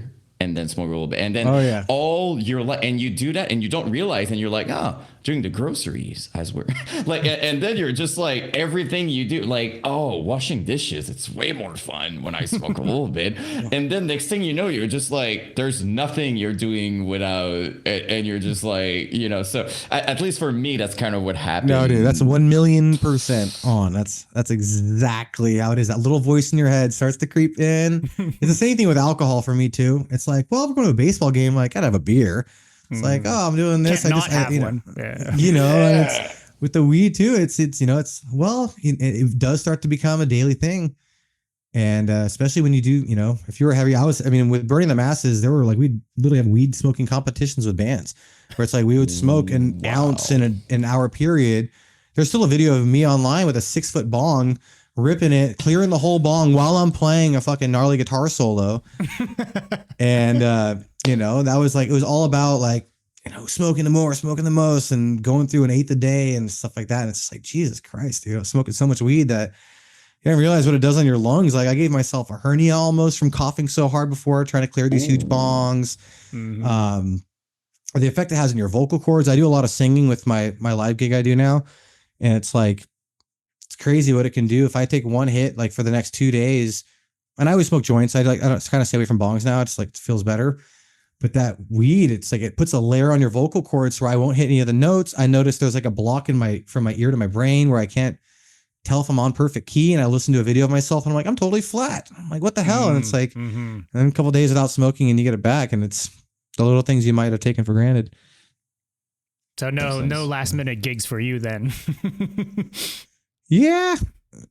Wait, what do you mean? Like in terms of? No, well, I mean, if you smoked today and they offer you a gig tomorrow, you're gonna sound flat. Oh no, I'll do it. I mean, it's not that. It's just not going to be as. Yeah. I mean, but granted, there's been gigs where I smoked weed and it turned the set into a whole place I'd never taken it before. I don't sing as much. I'll end up doing more guitar work, but it becomes fun. Like then you start to really, you use it as a tool. It's fucking amazing what you can do to a song and how you can create, something new. And that's what I feel like the live audience really, what I've noticed, enjoys. It's like playing a song they think they're going to know how it's going to sound, like Hotel California, and then making it a reggae beat and then adding hip hop to it and then adding slide guitar or something and then turning on the distortion and starting to do full on arpeggios instead of the in solo and then, just drifting away. But singing, I'm not going to be singing like The Weeknd or some of these other songs I do that are high pitched. Yeah. Well, smoking. I was just about to say, just to conclude, like it ties back to the other conversation, when it's unpredictable, it makes it fun too. We talked about music sometimes being perfect, it makes it predictable, but when people love when it's not, it makes it more fun when you don't know where it's going to go. So that was just and that's where I think, just kind of, to end this whole thing up, like in terms of progression with music, with Burning the Masses, we started off as a very like kind of unique band, trying to take a lot of elements from different music, and me kind of growing up into music at a very young age. My mom always said, you're growing up too fast, kind of a thing. Well, she said, you're ahead of your time. Then it was, you're going up too fast. And then, it got to a point where it's, you kind of start to, you get bored with things really quickly. And that's another thing. And when you kind of play something like with the loop pedal, how I do it, and all the different instruments, and you're creating live on stage, it just, for me, it's the ultimate high. And also for the listeners, they don't know what's going to happen next. So if anything, it actually invites them to your next show, because they're like, what's he going to fucking do next? And that's one of the tools I've learned, is like how you keep people coming. Like, don't give them the same set 5 times, do something totally different. Let it be a creative experience, a more artistic flow. And I think that's somewhere that we might see, kind of a new genre start, where it's like a live painting. We're watching a guy start with something and take it into something. Yeah. And like Reggie Watts, he's a comedian / he runs the band for like The Late Show. He does all that stuff in his live performance, and he's also a comedian.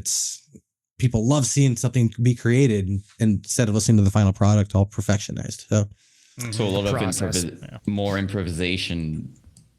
Exactly. Maybe. Yeah. Yeah. Improvisation, freedom, just being total flow state, and see what the end product can be like, versus perfection, AI, bunching in, quantizing drums, hitting the, the pre-master. It's like, let's just see what can happen today, and kind of create that element. So being said, guys, I really appreciate you two having me on. This was awesome. Absolutely, man. Like, just stoked to talk about Burning the Masses and just talk about music in general, because it's something I miss doing often. So, hell yeah. Well, dude, we appreciate you taking the time to do this and for coming on, man. Candidly, I've got a bunch more notes of things that we didn't get to. Might be my fault. I'd love no. I'm a talker, bro. By the way, I should have warned you guys. I will talk. as are we. That's why we do a podcast. So we're gonna have to. I want to have you back on. I'm just that would be great. Putting it out there into the universe. Would love to have you back on down the line, because this was cool. But I know there's so much more we could tap into. So appreciate you coming on, my man. Yeah, I mean, real quick, if you want to go down the notes that you did have, just so I can listen to what you were gonna say. You don't have to, dude. Yeah. I mean, no. We'll reconvene. We'll reconvene.